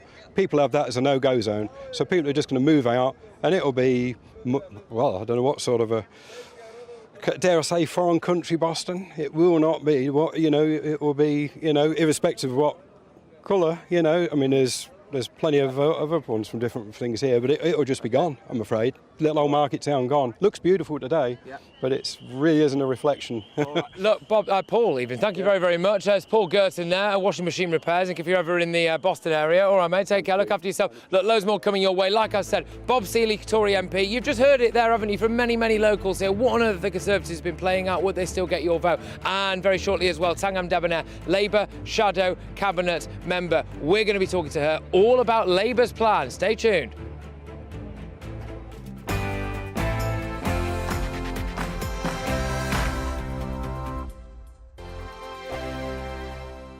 It's all about family, being in people's living rooms, all the interaction and getting to know who our viewers and listeners are. When I was young, my dad used to say, no, stop arguing. I wanted an outlet that would enable me to give my opinion. People are going through a really hard time right now, and I know that you don't feel like you're being listened to by the establishment. I came to GB News because it's the People's Channel, and I want the audience to have their say on the events of the day. We're dynamic. We do something different. Democracy shows that the wisdom of the nation is in its people. I get to travel to find out what the story is from a personal perspective. The British people aren't fools. We know when we're not being told the full story. We've got to work out how Britain moves forward from this. is the best country in the world. The establishment had their chance. Now we're here to represent your views. Britain's watching. Britain's watching. Britain's watching. We're proud to be GB News. The People's Channel. Britain's news channel. I'm Jacob Rees-Mogg, the Member of Parliament for North East Somerset and a former government minister. For years, I've walked the corridors of power in both Westminster and the City of London. We need to have the arguments, the discussions on how we make it better. Crop failures, famine, war, suffering on a scale completely unimaginable. We are putting the cart before the horse. As Charles I said at the scaffold, he was the true defender of liberty. Yeah, I've completely derailed the conversation. Join me Monday to Thursday at 8 p.m. on GB News, Britain's news channel. So Jubes and Kerr, we tackle the issues of the day with real, robust debate, both sides of the fence, battling it out with me in the middle with my forthright opinions and views. And often really interesting things happen because you start with a position and then by the end of the debate you find actually, well, I might not have thought about that one. What we need in this country is 2 new political parties. You should maybe think about doing a 2024 calendar. I'm Michelle Dewberry and I'm keeping you company right through until 7 o'clock this evening. GB News, the People's Channel, Britain's watching. I'm Mark White. As GB News Home and Security Editor, I cover those key issues that are so important to you. Our authorities, our communities doing all they can to combat violent crime. With the public services under unbearable strain, why are we still failing to control our borders? Defence, the first priority of any government, has been continually hollowed out. Can we trust our politicians to protect the armed forces? Join me, Mark White, on GB News. Monday to Thursday, 9 p.m. till 11 p.m. Join me, Dan Wootton. I'll bring you the sharpest takes and hottest debates. Do you not believe in prison? I don't believe in prisons. I'm completely stunned. I guarantee you there'll be no spin, no bias, no censorship. I actually was personally quite offended by it. And no reason to go to bed. So I guess they've always been quite woke. That's Dan Wootton tonight on TV, radio and online. Monday to Thursday from 9 p.m. till 11 p.m. on GB News. The People's Channel, Britain's news channel. You've probably seen politicians interviewed 1,000 times, but we do it differently. We find out who they really are, we don't shout, we chat, and hopefully we bring a bit of light, not just heat. Did you know Kate Moss? Apparently. Do you have a pair of jeans or a pair of jeans? No, of course I don't. What would I do with them? My friends are like, oh my God, what's she doing now? Join me every Sunday at 6 for Gloria Meets, only on GB News, the People's Channel, Britain's news channel.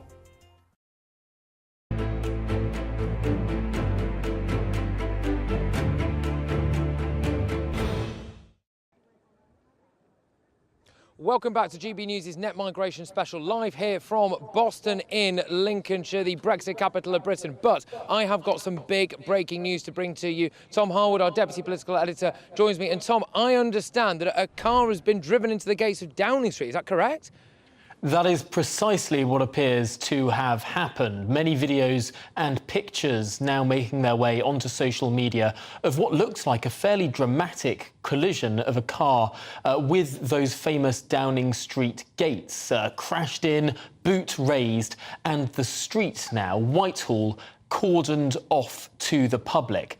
There are reports that armed police at the scene arrested one man on suspicion of dangerous driving and criminal damage. But in terms of more information, in terms of motive, or indeed whether or not this was accidental, we just don't know. It, from the images, appears unlikely that this would be accidental driving. But as I say, we're still looking for that motive.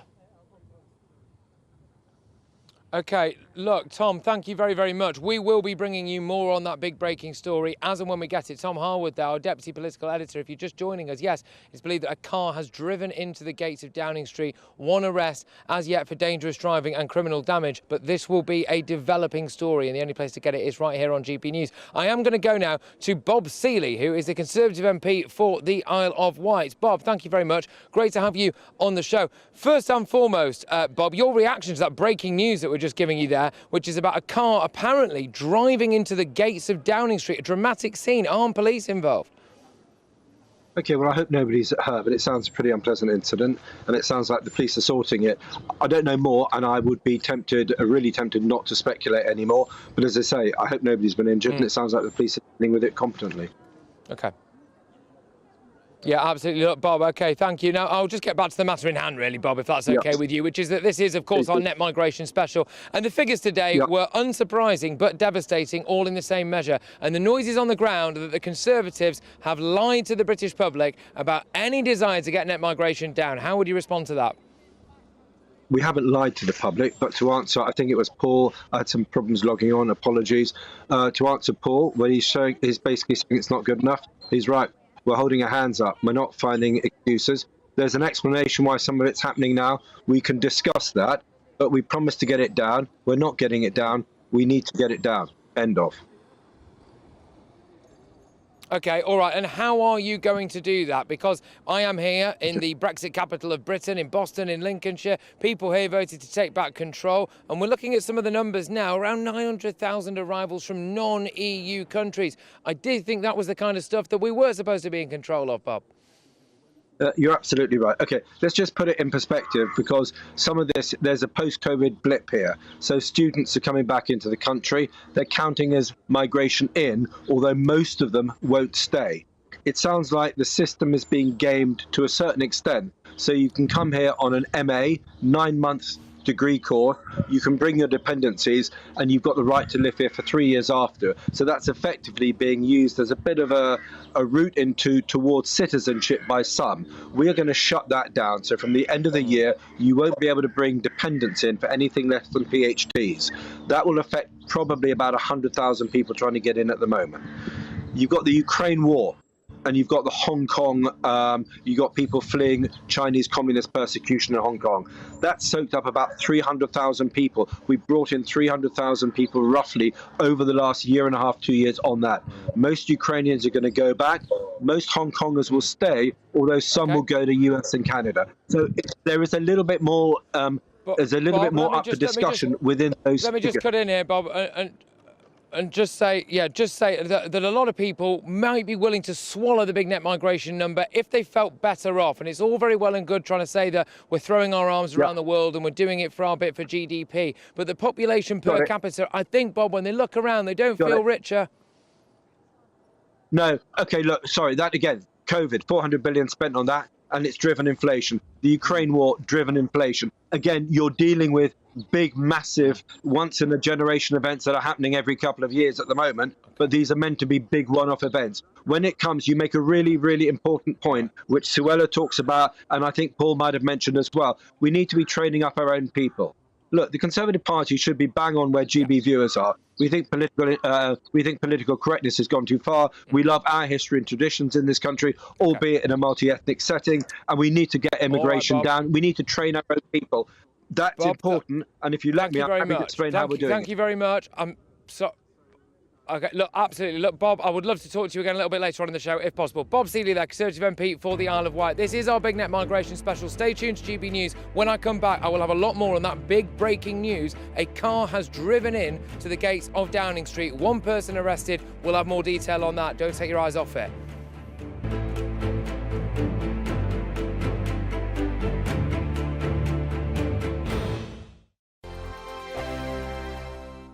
First and foremost, I am a GB News fan, and I was before I was working here. Just love the fact that we're asking the questions that a lot of establishment media won't ask. With a bit of a twist, we not only want to inform you, but we want to keep you entertained. It's worth the drive because you get in and the team's all ready and waiting, they're itching to go, and it's a proper little family. GB News is the People's Channel. It's the audience that makes the programme sing. We're giving our viewers and our listeners a voice. I see the thousands of your letters, tweets, emails, you name it, coming in. Britain is broken. How on earth did we get into this mess? But more importantly, how do we get out of it? The establishment had their chance. Now we're here to represent you. It's time for something different. It's time for GB News. I'm very patriotic. I believe in Britain. Our best days lie ahead. Britain's watching. Britain's watching. Join us here on GB News. The People's Channel. Britain's news channel.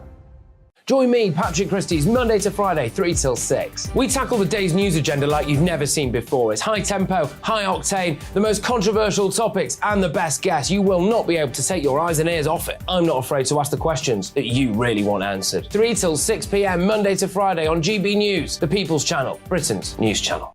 I'm Andrew Doyle. Join me at 7 o'clock every Sunday night for Free Speech Nation, the show where I tackle the week's biggest stories in politics and current affairs with the help of my 2 comedian panellists and a variety of special guests. Free Speech Nation, Sunday nights from 7 on GB News, the People's Channel, Britain's news channel.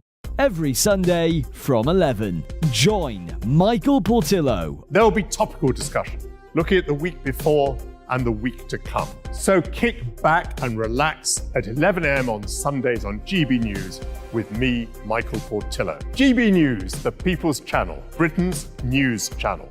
GB News has its own late-night paper preview show, Headliners, where comedians take you through the next day's top news stories. You don't have to bother reading the newspaper, we've got it covered for you. Headliners, every night at 11 p.m. and repeated every morning at 5 a.m. We won't send you to sleep like some of the other paper review shows out there. GB News, the People's Channel, Britain's news channel. Join me, Camilla Tominey, on Sunday mornings from 9:30, taking the politicians to task and breaking out of SW1 to see how their decisions are affecting you across the UK. Bursting the Westminster bubble every Sunday morning, only on GB News, the People's Channel. Britain's watching. Monday to Thursday nights on GB News. At 6, it's Dubes & Co. 7 o'clock, Farage. At 8, join Jacob Rees-Mogg. And at 9, Dan Wootton Tonight, followed by Headliners. On TV, radio and online. This is GB News. Westminster is going around in ever-decreasing circles, followed by the media. Britain is broken. How on earth did we get into this mess? But more importantly, how do we get out of it? Join me at 7 p.m, Mondays to Thursdays on Farage. Here on GB News, we will have open, rational debate. We've got to work out how Britain moves forward from this. Join us here on GB News, the People's Channel. Britain is watching.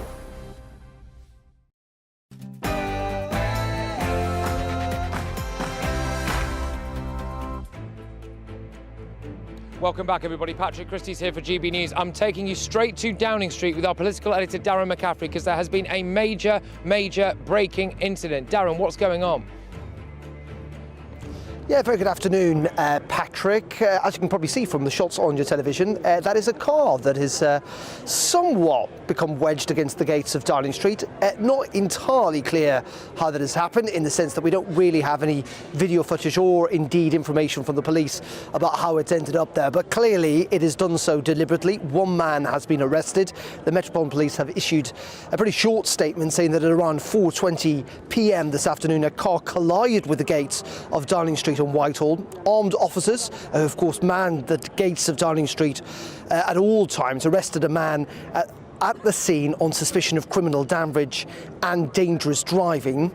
There are no reports of any injuries and inquiries are ongoing. Now, the situation at the moment is, for those that are relatively familiar with the scenes of central London, Whitehall, which is the place where you find all the major ministries and buildings of state in London, such as the Foreign Office, the Treasury and so on, is closed to traffic. There's quite a lot of police, but not masses, but quite a lot of Patrick police. They've clearly closed the road to traffic at the moment. That car is wedged against the main gates. Now, again, to kind of different layers of security, if you like, there are different barriers to get into the gates. It appears to have got through one of them somehow.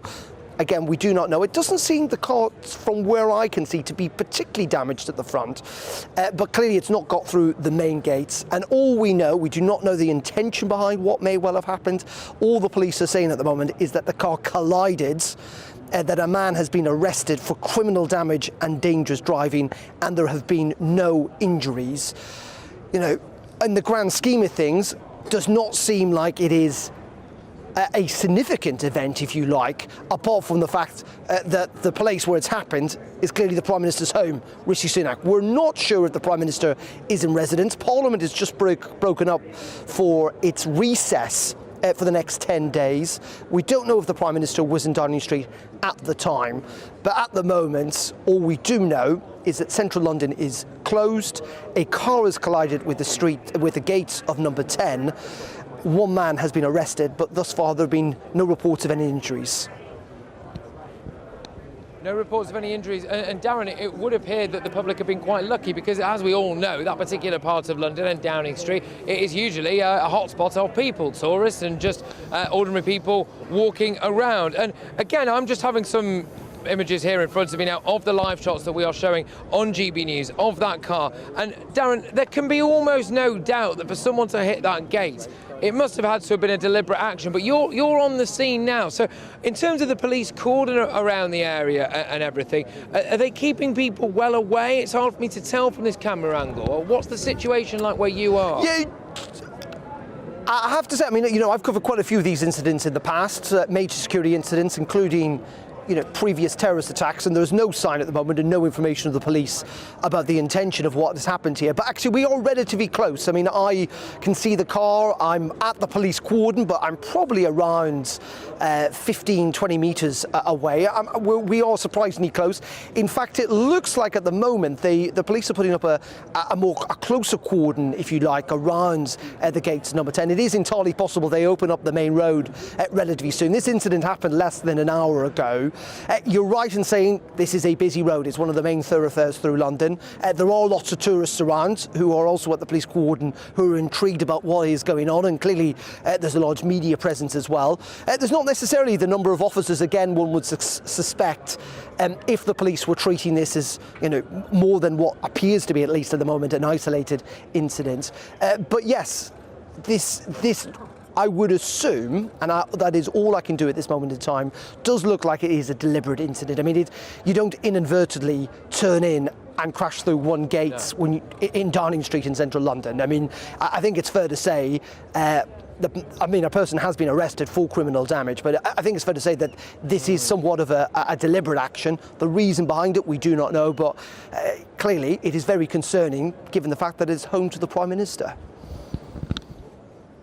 Yeah, 100%. And as you've said there, we don't quite know whether or not Rishi Sunak was necessarily there at the time. Either way, it doesn't really particularly matter, as that car got nowhere near getting through the actual gates from what we can see. Darren, I must say, one of the things that surprises me about it, just given the nature of the incident, as it currently stands from the images that I can see, there doesn't appear to be anything like a bomb disposal unit or anything. It is just a police cordon and some officers standing around. Is that right?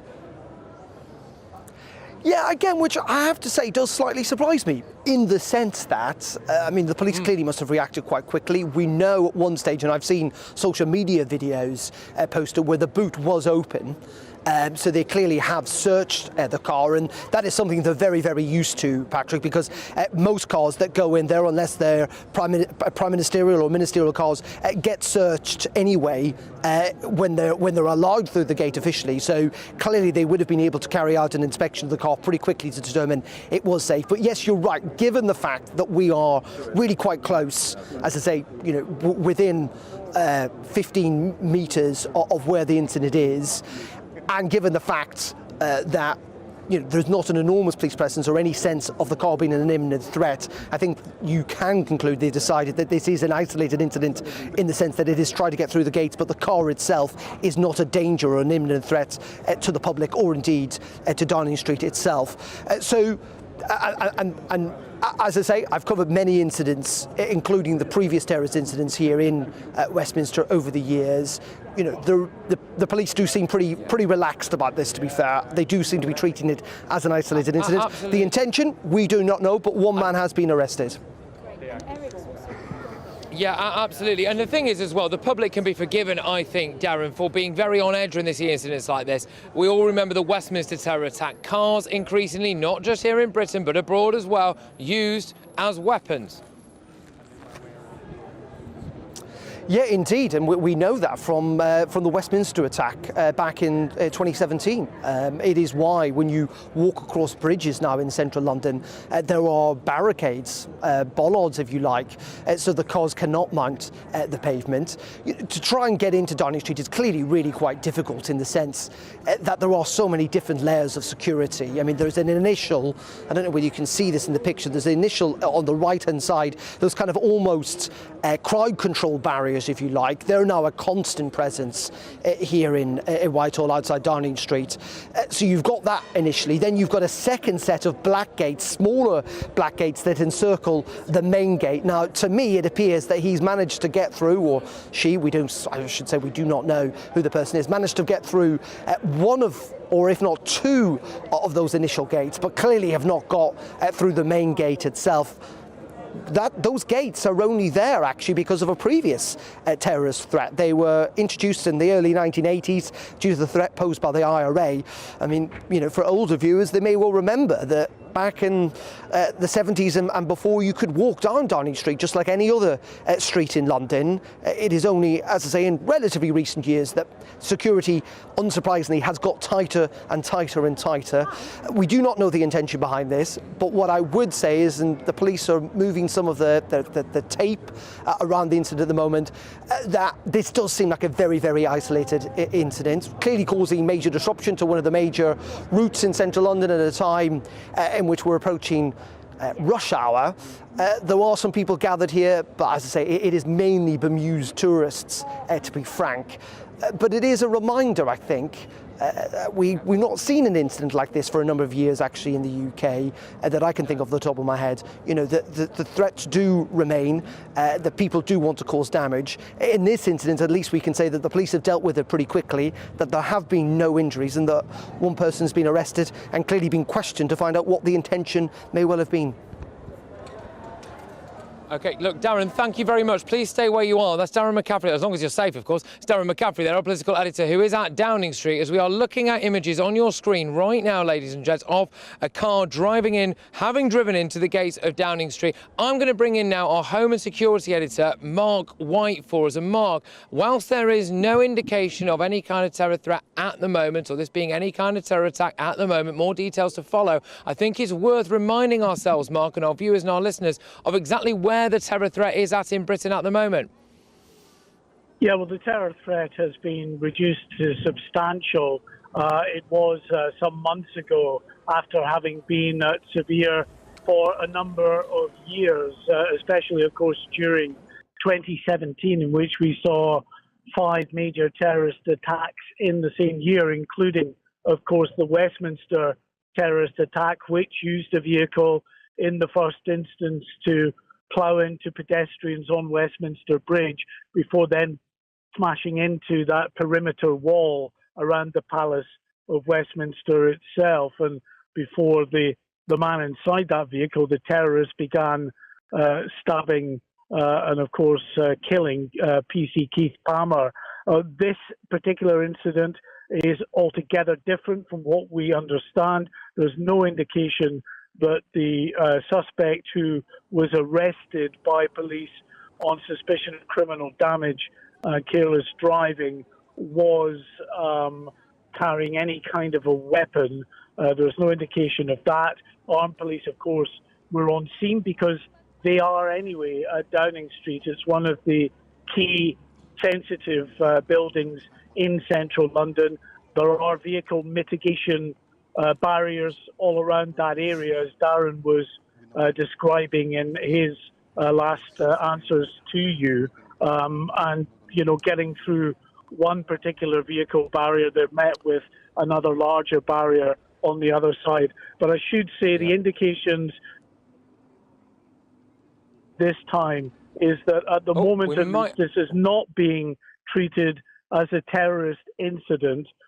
It is being treated as a deliberate act at this stage, but we are in the very early stages of this. We're still in the assessment phase, and the Counter-Terrorism Command at Scotland Yard is, of course, as you would expect, scoping this out, overseeing the early stages of this investigation to determine whether they should get involved, but no indications at all that they are treating this as a terrorist incident at this stage. Yeah. Now, Mark, I'm just going to cut in, because what we're looking at on the screen here, for anyone who's just joining us, is a small, what appears to be a silver or white hatchback having rammed into the gates of Downing Street in London. with a police cordon in place and police officers now, that car having been stood on its own there for quite a while after one man was arrested, police officers now approaching that vehicle, the doors being open, they're having a very, very good look around. Darren McCaffrey, our political editor, was on the scene a moment ago, and we were both discussing about the fact that it appears to be quite unusual that there aren't any, well, as far as we can tell anyway, bomb disposal experts, etc. It is understood, by the way, as they open the boot of this car now, that Rishi Sunak was working in number 10 at the time. We await confirmation on that, and there was a convoy of cars, this is according to reports and people on the scene, that were seen leaving the other entrance of Downing Street, which might imply, I want to emphasise that because it's a moving picture, that Rishi Sunak was evacuated in the aftermath of this incident. I'm going to talk over these images now for you because if you're listening on radio, I want you to see what I'm seeing in a way. We've got the hatchback open now and police officers wearing gloves, analysing. They've got plastic bags in their hands and they are taking things out of the boot. Can I go back to Darren McCaffrey, who is on the scene and possibly has a first-hand view of this situation for us now? Our political editor, Darren McCaffrey, is unavailable for us. That's fine. I can talk you through it. The police are in the boot of this particular car now.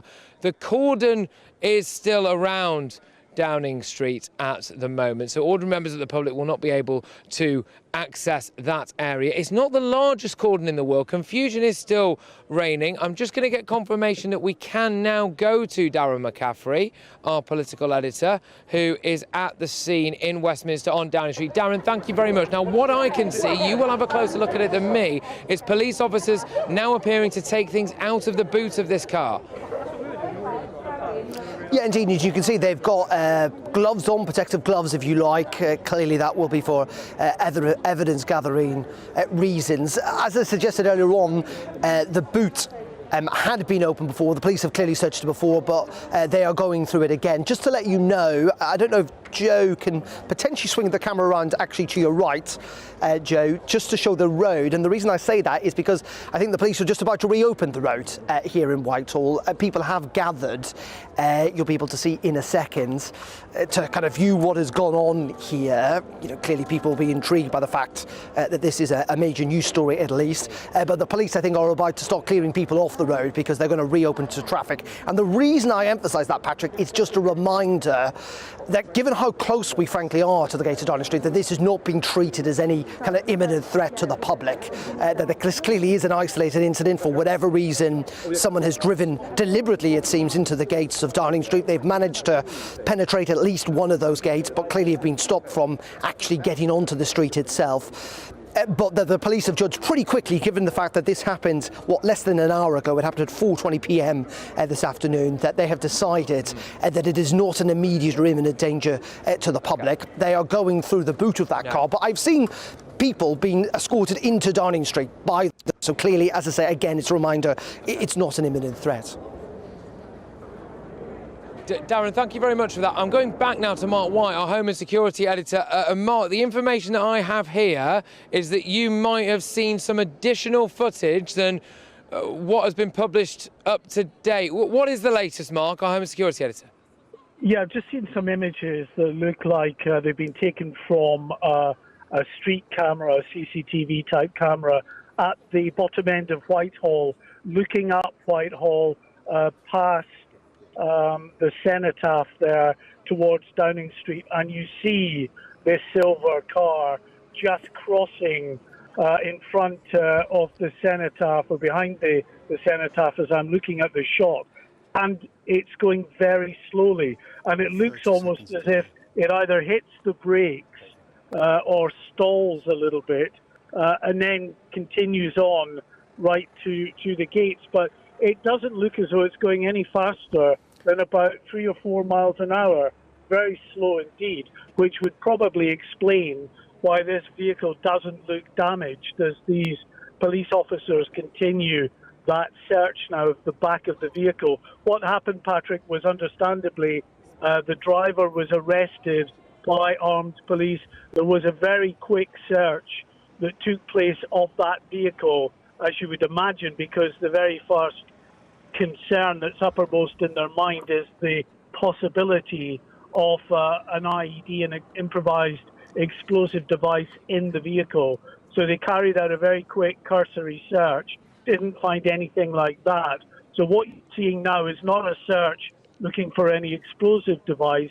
This is an evidential search looking for anything that might be linked to the individual who's been arrested, that might be pertinent to the ongoing inquiry. Yes, Mark, thank you very much for that. We're going to stay on these images for you from outside Downing Street. As Mark White was saying there, it would appear that the police are relatively confident that there is no immediate threat of an explosion. That, of course, in light of previous attacks and previous incidents that we have seen, especially around the Westminster area, especially around the Downing Street area, that I suspect would have been most people's immediate concern. And what Mark is saying that he's seen there is CCTV footage of the car driving very slowly but deliberately towards the gates of Downing Street, which might explain why the car isn't particularly damaged. And a lot of people will be wondering what on earth has really gone on. Just to summarise for you, everybody who's watching and listening at home, one man has, or we believe it to be a man actually, one man has been arrested after a car has been driven, it would appear deliberately, into the gates of Downing Street. I am going to go now to Chris Phillips, I believe, who is the former head of National Counter-Terrorism. Thank you very much, Chris. Chris, what do you make of this? Well, I mean, it looks like an individual has crashed his car, albeit very slowly. And of course, the police have to treat any incident like this as though it is the worst case scenario. So they will have treated it as a terrorist attack. And let's be quite honest, this location and the other locations in the immediate vicinity have been attacked on numerous occasions. So they would not be taking any chances with this person. But I can assure you that no vehicle is going to crash through those gates and get up to Downing Street. The gates are extremely, well, they've got hostile vehicle mitigation measures, which would prevent any vehicle from being able to get access. OK, Chris, can I just ask you, it is unclear at the moment whether or not Rishi Sunak was there at the time. Can you talk me through, please, what the protocol and procedure would have been for our Prime Minister had he been there at Downing Street and the information came to you that a car has approached the gates and driven into them? Downing Street and the Cabinet Office and is all a rabbit warren, actually, of underground passageways and things. So there's all sorts of means of escape and safe rooms for anyone of any VIP. So there would certainly be lots of opportunity to make sure that they are kept safe. I think it was mentioned by Mark earlier that, in fact, the IRA have tried to launch mortars into the garden. So, government and the police know that this is a highly attractive location for terrorists. And measures have been taken to prevent vehicles from being able to crash into the buildings there. And those gates in particular are very, very sturdy, very strong, with huge hostile vehicle mitigation measures. And to all intents and purposes, a vehicle wouldn't be able to do a huge amount of damage to get through that. But of course, they can't take any risks. And this could have been an individual with a gun, could have jumped out and run amok, etc. And that's why the police officers with submachine guns are there, and that's the sort of threat that they are there to deal with. So it looks as though this person, was not doing a very good job of attacking the gates. But even if he had, I think the gates would have stood up to the attack. Now, Chris, we know that they're searching the car. There does not appear to be a bomb disposal unit there at the moment. What will they be searching that car for? Well, I mean, the motive is everything in this. Of course, anyone can drive their car up the main road there, up that road, and turn left and try to make a fool of themselves or make themselves famous by crashing into the gates. It's not a difficult thing to do. The most difficult thing is to get through the gates and attack the 10 Downing Street itself. So what they're looking for is some grounds for a motive as to what this man was all about, why he was doing it, and what this whole incident is about. But it does go to show that we can't be relaxed about the threat of not only terrorists but individuals that might have a grudge or might want to do some damage in this way. Yeah. And Chris, look, a lot of people will be thinking now, our terror threat at the moment is substantial. Are we likely to see this rise if indeed it does emerge that this is a terror attack? Well, if it's a terror attack, a very poor one, to be quite honest, if it is a terrorist attack, and there's some reason to think that there are other people out there that might be involved in this, then of course the terrorist threat level may go up. I think from what I've seen at the scene and the way the police are dealing with this, I don't think that's going to be the case. I think this is probably going to be an individual that's decided to do something silly and has not been very hold successful. It there for me. Yep. Just hold it there for me, Chris, and I'm going to get you. I'm hoping that you might be able to see our output at the moment. If not, I will talk viewers through it anyway. But we're going to play you now live, sorry, not live, footage indeed, of the car driving into the gates of Downing Street. So this was, roughly speaking, half an hour ago now, maybe a little bit longer ago. And this car driving very slowly, but it would appear deliberately, into the gates of Downing Street. And look, Chris, what do you make of that? When you look at this footage, as you've just said to me there, you think that if indeed it is some kind of terror attack, it's an incredibly poor one. I mean, it does seem a little bit bizarre, doesn't it? Yeah, it looks like someone that didn't want to damage his car in a terrorist attack, which is probably not very likely. I mean, terrorists tend to want to go out in a smash bang and not only kill people, but write off their vehicle and everything around it. So it doesn't look to me like a terrorist attack. But of course, that's a matter for the police, and they'll be investigating this and the motives of this person. You know, we've got an awful lot of people out there that just want to get themselves on the telly, and that may well be what's happened here. Chris, you know, one thing that stands out to me in all of this, we are talking in unknowns at the moment. And the fact is that the police who were there at the time, on the scene, they will have just been confronted by this out of the blue. And I think it is remarkable, frankly, that we've had no shots fired, that nothing has happened. Just talk to me a little bit about the mindset of those officers who are on the scene protecting Downing Street in situations like this. They have to be right on it, don't they? Yeah, and it's 99.99% of the time, it's the most boring, numbingly job that you could ever imagine, literally, you know, acting as a gatekeeper for people to come through the gates. But as we saw just down the road, when the man decided to not only run people over on the bridge, but run in with a knife, you know, it all goes, it can all go very wrong very quickly. And of course, if this vehicle had have detonated and been a bomb, then those officers would have suffered. So police officers got a very, very difficult job to do. They've got to be alert all the time, watching out for an individual that may be going to act in the way that we've seen today, but more dangerously if there's a bomb or Chris, guns hold it involved. there for me, please. But listen, Thank in most you. countries... Chris, massively appreciated. Massively appreciated. I'm very sorry to interrupt you, Chris. There's more breaking news on this. Please stay where you are. As Chris Phillips there, the former head of counter-terrorism. I've got Mark White for us now, our Home and Security editor. And Mark, I believe that you have some information on the individual arrested. Yeah, we understand as a middle-aged white man, there's pictures now circulating of the moment of arrest. He's wearing a white T-shirt being led away by the police officers in the aftermath of this incident. He's now been taken to a central London police station, we understand, for questioning as they try to get to the bottom of what happened here. And he has been arrested on suspicion of criminal damage and dangerous driving.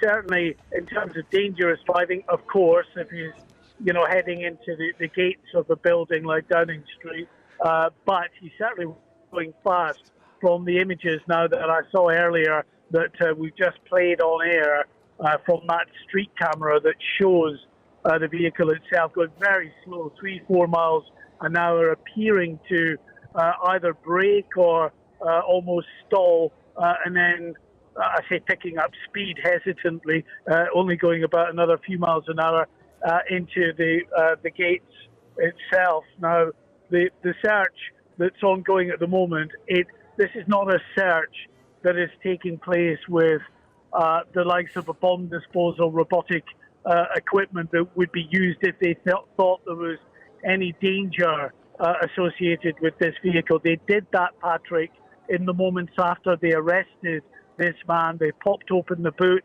they looked in the back of the vehicle, the front of the vehicle, under the bonnet, just to determine that there was not any improvised explosive device on or in the vehicle. They've established that. What they're looking for now is just any evidence as to who this gentleman is, what his motivation might have been for the incident that has unfolded here. And of course, they'll be able to gain that kind of information from him, providing he is cooperative as well, from any interviews that they do with him now that he is in custody. He was arrested initially by armed police. Of course, he would have been driving a vehicle to the gates of Downing Street like that.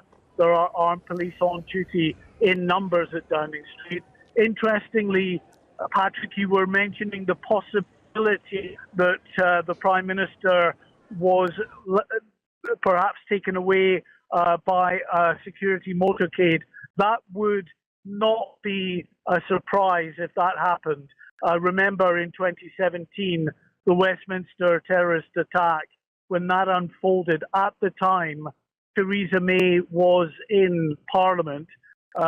She was then led away. It was quite chaotic scenes, and they've learned some lessons from that, actually, in the years since, where they didn't know what vehicle to put Theresa May in first, and then eventually got her into her proper vehicle and drove away at speed from Westminster. But remember, of course, Westminster at that time was under attack. Terrorists had gone in and fatally stabbed PC Keith Palmer, so they really didn't know what the threat was. But like this incident as well, in the very early stages, although now it looks to us that it's actually fairly low end in terms of the risk that may have been posed by this individual. The police don't know that in the first few seconds that this event is unfolding. So it may well have been that the code words go back, the close security details, get the Prime Minister and his aides into these motorcades and get out of the building. So it may well be an accurate description that you're describing there, Patrick, of perhaps a prime ministerial motorcade leaving the building. Yeah, Mark, look, thank you very, very much. Now, Mark will have more information as and when we get it. Just from what I could hear him say so far, what we appear to know about the individual who has been arrested after a car was driven into the gate of Downing Street not so long ago is that, from the images that we have, appears to be a white middle-aged man. This hatchback is still out there at the moment. Now, I'm going to go back to Downing Street. So this is right at the scene of the images that you are seeing on your television screens if you're watching us on TV or online. But for those of you watching it on radio, Darren McCaffrey, our political editor, is on Downing Street at the moment for us. And Darren, what are you seeing? Yes, I'm about 15 metres away, Patrick, from the car. As you can see, the police officers are still searching through. They've been searching through it now for the best part of an hour. There is no sense of immediate or imminent danger to the public. This seems like a evidence-gathering exercise rather than trying to assess whether it poses a threat or not. We've seen officers go through the boot, go through the passenger seats, and indeed the driver's seat as well. And as Mark has been describing, we've now seen video footage of the arrest itself and indeed the incident which was captured on CCTV here on Whitehall. And what's two things I kind of note about it. First of all, we don't quite know where the vehicle comes from because it cuts across Whitehall from the Ministry of Defence to Downing Street. Now, that's not actually a road, as in the position it comes from is the gates of the Ministry of Defence. You cannot get access to that, and it cuts right across the 2 lanes or the 4 lanes of traffic actually here in Whitehall, very slowly into the gates of Downing Street. So while it looks quite deliberate, and it seems to be quite deliberate, it was done actually really not with much pace, it should be said. But at the moment the situation is that the police, in the grand scheme of having seen incidents like this in the past, seem pretty relaxed. There are clearly a number of them around, but it's not swamped with police officers. The public are allowed to get pretty close access to this. The road does remain closed, though a police officer did suggest a while ago that it may well reopen pretty soon. But at the moment, it seems that they are simply gathering exercise, that they have taped off Downing Street as if it is a crime scene. Clearly this man will be arrested. He's been arrested for criminal damage. But the expectation is that the street here in Whitehall, the main thoroughfare, the political thoroughfare, if you like, of this country, will reopen pretty soon, and the public will be asked to move back. Yeah, no, indeed. Darren, thank you very much. Darren McCaffrey there doing stellar stuff from the scene in Downing Street. Now, I am going to go to Major General Chip Chapman, who is the former head of counter-terrorism at the Ministry of Defence. Thank you very much, Chip. It's great to have you on the show. Massive confusion, really, as Darren was saying, about where this vehicle has come from. Anyone who knows that area knows that it appears that it's possibly come from somewhere just outside the Ministry of Defence and driven very, very slowly towards the gates of Downing Street. What do you make of the information that we've been presented with so far, Major General? Well, I know the MOD car park very well, and of course the gates there are controlled. And if this were to be a terrorist attack, and vehicle as a weapon is one of the methods you have, there are three things that pertain to a vehicle as a weapon to do damage. The first one is speed, the second one is mass, and the third one is angle of attack. And this looks like it's trickled over the line, as it were, very, very slowly. And if you're going to try and kill someone, then you have a 90% chance if it's over 40 miles an hour, and you've actually got a 90% chance of surviving if it's under 20 miles an hour. Now, at the moment, we don't know the motivation, so it's wrong to say that this is a terrorist attack. And indeed, 2 or 3 years ago, people jumped to a conclusion in Trier, Germany, when there was a medical incident. So the spectrum is still quite wide at the moment, that it could be from a medical incident, and it could be a terrorist incident where, there was the theatre of terrorism could apply, but it would be speculative to say that. What you can say is that in terms of the counter-terrorist strategy, one of the parts of that is protect.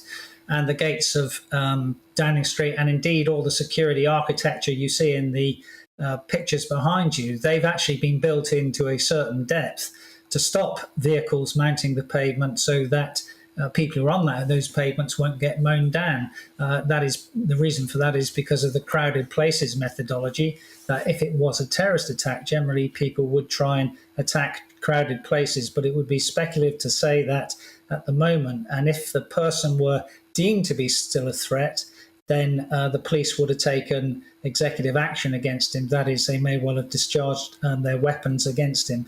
So I think it's too early to speculate. Chip, I'll stop you there. I'll just pause you there, Major General, if that's okay. Thank you very much. Please stay on the line for me. That was the voice of Major General Chip Chapman, former head of counter-terrorism at the Ministry of Defence. A confusing picture emerging of the car potentially coming out of the Ministry of Defence, or somewhere near the gates anyway, and driving into Downing Street. But Major General Chip Chapman was talking there about the Met Police, the people who will have been guarding that gate on Downing Street, the people who we trust to keep ourselves and our Prime Minister safe. It is understood that Rishi Sunak was in Downing Street at the time of this incident. Peter Blexley joins me now, former detective at the Met Police. Peter, thank you, and thank you for holding on the line for such a long period of time. Just a word to your former colleagues, really, there, who would have been at the scene, who would have been confronted by this horrifying moment of a car coming towards them and them having to make a split-second decision without a shot fired. Well, I think with the speeds that this vehicle crashed into the gates, or should I say nudged into the gates, they were probably more puzzled than petrified. Fortunately, of course, no shots were fired. In fact, the vehicle was going so slowly that it looks like the airbag didn't even deploy. I've seen the images of the man. He looks about my age, actually. He's got a bald spot on the back of his head, the size of mine. And I suspect that when the dust has settled, and this man will invariably be charged and appear at Westminster Magistrates Court, my prediction would be this is more about protest than it certainly is about any determined or poorly executed kind of terrorist attack. Talk to me a bit more about that, Peter. What do you mean by the fact that you think it's more about protest than anything seriously orchestrated and terror-related? I mean, let's be honest, from what we know so far, it does look quite amateurish, but what kind of protests are we talking about? Well, if this man doesn't get a custodial offence, and as it would appear, there are no injuries, there's no evidence yet of any intent to hurt anybody, no devices have apparently been seized from the vehicle, then this could quite possibly be a disgruntled, middle-aged man, perhaps irritated by the migration figures today, who wants simply to make a protest. And they will think that if they don't get a custodial sentence at court, then they'll walk out of the steps, perhaps to reporters in front of them, and will be able to say why they did this stupid, idiotic thing. That's supposition on my behalf. I may, of course, be proved to be entirely wrong, but if I was a gambling man, which I most definitely am not, that's the side I'd be coming down on at the moment. Peter, I mean, it is fascinating. I know a lot of people might be speculating that for what it's worth, this was a net migration special here in Boston in Lincolnshire until, of course, we were massively overtaken by events. What we're seeing now on people's screens as well is footage of the cordon around Downing Street is certainly not that wide. So the police, again, I want to reiterate, clearly not concerned that this is a vehicle stacked full of explosives or stacked full of anything that could go off at any moment. Members of the public, tourists, the usual people walking past Downing Street around Westminster at the moment, being allowed to have relatively close access to this car. Peter, thank you very, very much. I believe I've still got Chris Phillips on the line, former head of counter-terrorism. Chris, thank you. Look, now, since we last spoke, Chris, we have seen that an individual has been arrested. It appears to be a white, middle-aged man. And just from that person there, Chris, in your capacity as a former head of counter-terrorism, do you think he fits any kind of terror profile? What would you make of it, Chris? Do you think maybe, as Peter Blexley was saying, this could be more of a protest than anything seriously planned in the world of terrorism? Yeah, I think it's much more likely to be someone that's, just bear in mind that anyone can drive up that road. So anyone that suddenly decides to make a bit of a scene or wants to get himself on the telly can do this. So that it appears that that's what's happened. It appears that it's not a terrorist related, but time will tell. But what I have to say, Patrick, is it's quite amazing that this man wasn't shot, because you've got police officers there potentially a potential terrorist attack, and someone drives at them, and it's quite amazing in this country that our police officers, don't shoot them. You'd expect. I wonder, Chris. I wonder, Chris, let me just come in here, Chris, because on that, I think you make a really, really good point, which is that I am amazed, as I'm sure we all are, that this individual wasn't shot. The implication there, though, I suspect, will be that the people on the scene can clearly see what's happening before them in a way that we can't. And I just wonder whether or not there is a little bit more to this than meets the eye. That car driving very, very slowly, we know that someone's been arrested, but actually, because we don't know what kind of state of health that individual was in. I mean, it could be something, like a health issue potentially, couldn't it? It could be, but it's more likely to be a mental health issue, I think, because the angle of that he's come in at would mean that it's pretty much deliberate. You wouldn't be able to do that, I don't think, unless you deliberately wanted to. But he clearly hasn't rammed into the gates, as Peter Blexley said. It's more of a nudge. But still, you've got police officers there that know very well that if that vehicle does contain explosives, they're likely to die. So, the fact that they haven't taken executive action on that man is quite amazing, and we should be commending our police officers for their restraint. Yeah. Chris, thank you very much. Chris Phillips, former head of counter-terrorism. Now we're going back to Tom Harwood, our deputy political editor, who I believe has a little bit more breaking news on this Downing Street car crash. Tom. That's right, Patrick. We have some words from people on the scene who saw it happen. Of course, we had seen that almost CCTV-like footage of the car moving remarkably slowly, but we couldn't see what the driver was doing. Well, witness Simon Parry has said that the driver had his face to the floor as he was being arrested. He said the man appeared to slow down before reaching the gates of Downing Street, having driven out from the other side of the road. A further quote from him says, "There were sniffer dogs and a bomb squad."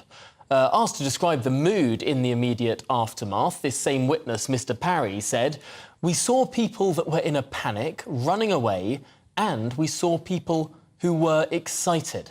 So there we have some words from an eyewitness on the scene. Interesting description of the suspect as he was being arrested, of having his face to the floor. Doesn't seem like he was being particularly proud of anything he was doing. But I suppose that's an interesting point then for the police to ask more questions of. Of course, we do not know what on earth the motive could have been here. No, absolutely, Tom. Thank you very much. I'm going to go back now to Major General Chip Chapman, who is the former head of counter-terrorism at the Ministry of Defence. Major General, I'll get you to react to what we've just heard from Tom Harwood there. The eyewitness reaction to this incident was of the middle-aged man getting out of the car, being arrested, head to the ground, not saying very much. It appears to be a little bit odd. Your reaction to that, but also, what will the police be doing now? They'll have found out who this guy is. Presumably they'll be looking around his house. Talk me through the procedure. Well, the first thing is, if you look at the proximity of all the people behind it, they obviously don't think there was a bomb going to be there, because you would go through what they call the 4 Cs, confirm, clear, cordon control. If that was a vehicle with a bomb in it, they'd be between 100 and 200 metres back. You can't really make too much about the white middle-aged man. However, having said that, the last sort of right wing, if this was a thing against immigration, and that would be speculation, was of course someone who was about 60, Andrew Leake at Manston in October 22. That was a similar age to the Finsbury Park attack in, I think, 2018. So, you know, it could have been a medical episode. It could have been a terrorist attack, but that is the left and right of the spectrum. What I do think you can say, because it did dribble into those gates, the police did have courageous restraint, and that is a great thing about British policing. OK, look, Major General, thank you very much. Major General Chip Chapman, again, I'm sorry, I know I'm giving you the long stand here, but please stay there just in case we get any developments. Former head of counter-terrorism at the Ministry of Defence. Now, I'm very pleased to be joined by Tangam Debonair, who is the is the shadow leader of the House of Commons. Thank you very much, Tangam. I believe you're there. Apologies. I believe that you are there now. Thank you very much. Tangam, can I just say, we originally, clearly, were going to have you on to talk about this net migration numbers. We have been overtaken by events. Your reaction to this incident at Downing Street, it's a moving picture. There's a lot of speculation, but let's be honest, the threat to our political class and the threat to our MPs clearly is very, very high. Your initial thoughts based on what we know so far? Well, I think it's really important not to speculate, and my first thoughts are to be relieved that so far it seems that nobody's been hurt, including the driver. I'm very relieved to hear that. I know that security is top priority. We are heavily policed, but I think in a way which allows our democracy to continue as it should. And, as I said, I'm glad that nobody's hurt. And we need to wait and give the police and security services time to review what happened and to establish the facts. Yeah, no, absolutely. And as far as we are aware, according to reports, Rishi Sunak was indeed in at number 10 at the time. We have, of course, seen some desperately sad incidents involving your colleagues from both sides of the House, Joe Cox and David Amess, Sir David Amess, etc. And thankfully, this appears to be nothing like that at this moment in time. But just a word in general, maybe, for how you feel in terms of your personal safety as a public servant and as a member of Parliament. So when you do your surgeries, for example, when you're walking around, I mean, how do you feel? I have to say, I feel that it's really, really important in a democracy, and we are very fortunate in this country to live in a democracy, that people do have access to their Member of Parliament. Now, of course, we take sensible precautions, and you wouldn't expect me to reveal what those are, but I live in my constituency. I go to the shops in my constituency. I walk around my constituency. When I do constituency days, I'm on a constituency evening now, and I'll be doing 4 events tomorrow. And my surgery is now online. It has been since the COVID crisis, but I go to events, I speak at events, I attend various things, I meet constituents all the time, and I think it's really important that we have sensible precautions, but that people are allowed to have access to their Member of Parliament. That's an important part of their right to scrutinise what I do in their name. This incident, obviously, you mentioned the murders of our dear colleagues, Jo Cox and David Amess, and I am relieved to see that this doesn't seem to be the case in this situation. It also, of course, brings back memories for some of us of the 22nd of March 2017, when another person decided to use a car, when a person did decide to use a car as a weapon. Now, we don't know that that's what happened here. I don't want to speculate, and I really don't want to add to the speculation. But I think, I think it's important in a democracy that members of the public have safe and reasonable access to the Members of Parliament. Obviously, that's not limitless. They're not allowed to be violent to us, but we don't know whether that's what was intended in this case yet.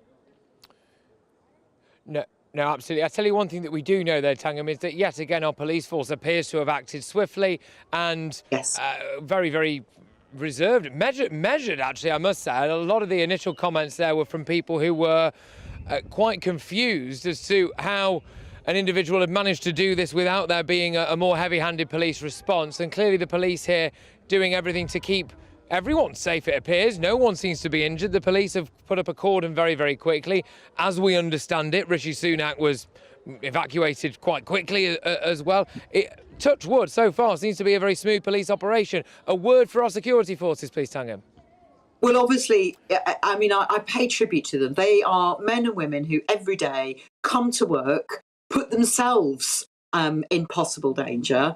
Thankfully, most days that's not part of what actually happens, but they come to work prepared to put themselves in danger to guard those of us, keep those of us safe who have been elected democratically by the people, to keep the members of the public safe who come and exercise their right to scrutinise what we do. I pay full tribute to the police and to the security forces and security services, and I know that they will be reviewing very carefully what's happened today, but they are incredible for what they do. There's not a day goes by that I don't think of PC Keith Palmer and the memorial outside Parliament. He's the officer who died protecting Parliament in 2017.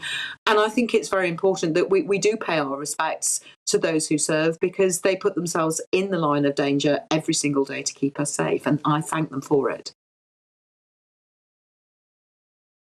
Thank you very much, actually, for getting in touch with us, of course, and being a part of this show and discussing this incident for us. That's Tangham Debonair there, who's the shadow leader of the House of Commons, paying tribute to our security services and also just discussing what it's like to be a politician in this day and age. I'm going to fill you in now quickly in case you are just joining us. I am looking at images, and so are you, of a car, a hatchback that has driven into the gates outside Downing Street. I'm going to go now to Paul Hawkins, who is our national reporter, and I understand that Paul is joined by an eyewitness to this incident. Paul.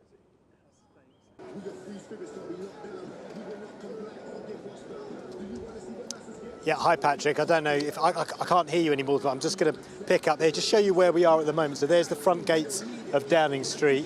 There are the various camera crews that have set up in the distance. And you can see just through the moving traffic here, so they have reopened part of the road.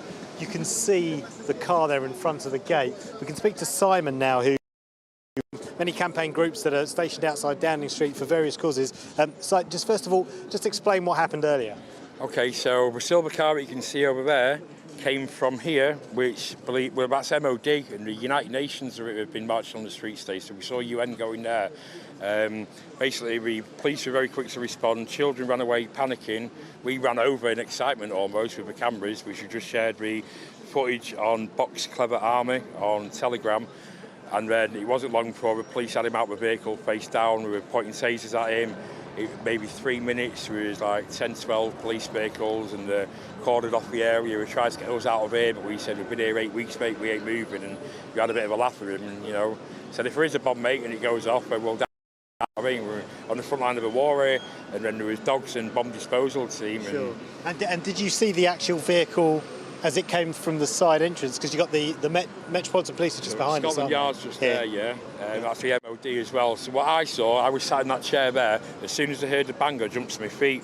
So obviously a lot of press had been coming in here when it was cordoned off, and the woman showed me a video from a CCTV camera up there, and it showed the vehicle come straight across the road from the car park of the MOD here and just went across. It seemed to slow down a little bit before it hit the gate, whether it was avoiding children or not, because it's always very busy. And then he just like... And there was lots of shouting, like the security...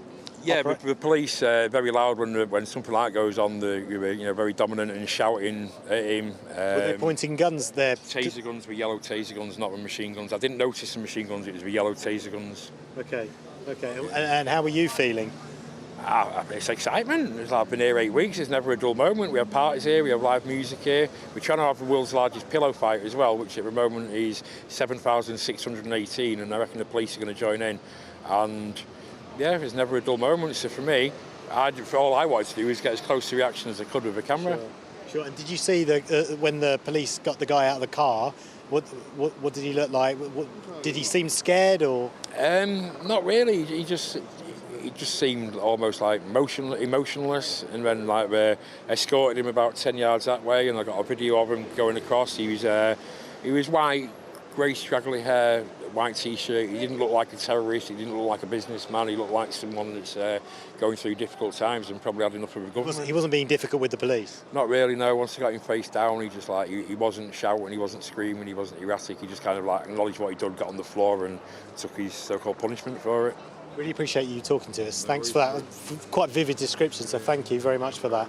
So that's Simon, who's one of the many people that are camped outside Downing Street. He saw it happen, and the security operation, it's been scaled back and they've reopened the road now, but the car is still in front of the gates as the investigation continues, Patrick. Paul Hawkins there, our national reporter on Downing Street with an eyewitness to this particular event. Interesting, isn't it, to say that the general mood there was one of excitement. I can imagine that this very easily could have had a different atmosphere had things taken a turn for the worse. As yet, more questions unanswered than answered from this incident. If you're just joining us, a hatchback vehicle drove into the gates outside Downing Street. One man, believed to be a middle-aged white male, has been arrested, as yet on suspicion of dangerous driving and criminal damage, I should say. I just want to reiterate again, there appears to be, as yet, no indication of this being a terror attack. The police not treating it as terror-related. Rishi Sunak was believed to have been in Downing Street at the time. A motorcade, understood to have been that of our Prime Minister's, was seen leaving from the other end of Downing Street.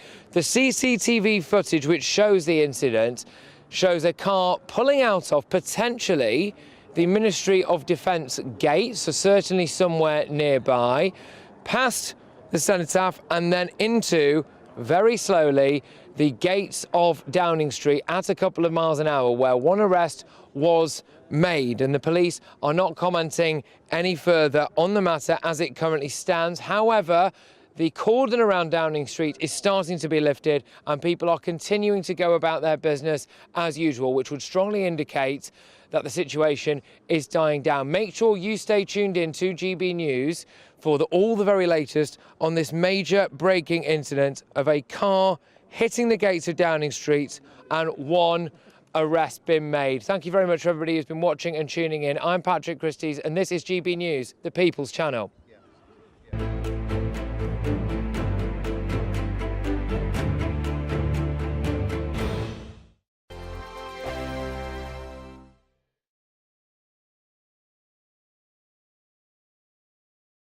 It's all about family, being in people's living rooms, all the interaction and getting to know who our viewers and listeners are. When I was young, my dad used to say, no, stop arguing. I wanted an outlet that would enable me to give my opinion People are going through a really hard time right now, and I know that you don't feel like you're being listened to by the establishment. I came to GB News because it's the people's channel and I want the audience to have their say on the events of the day. We're dynamic. We do something different. Democracy shows that the wisdom of the nation is in its people.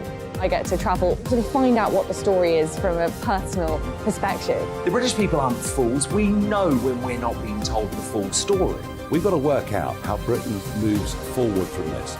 It's the best country in the world. The establishment had their chance. Now we're here to represent your views. Britain's watching. Britain's watching. Britain's watching.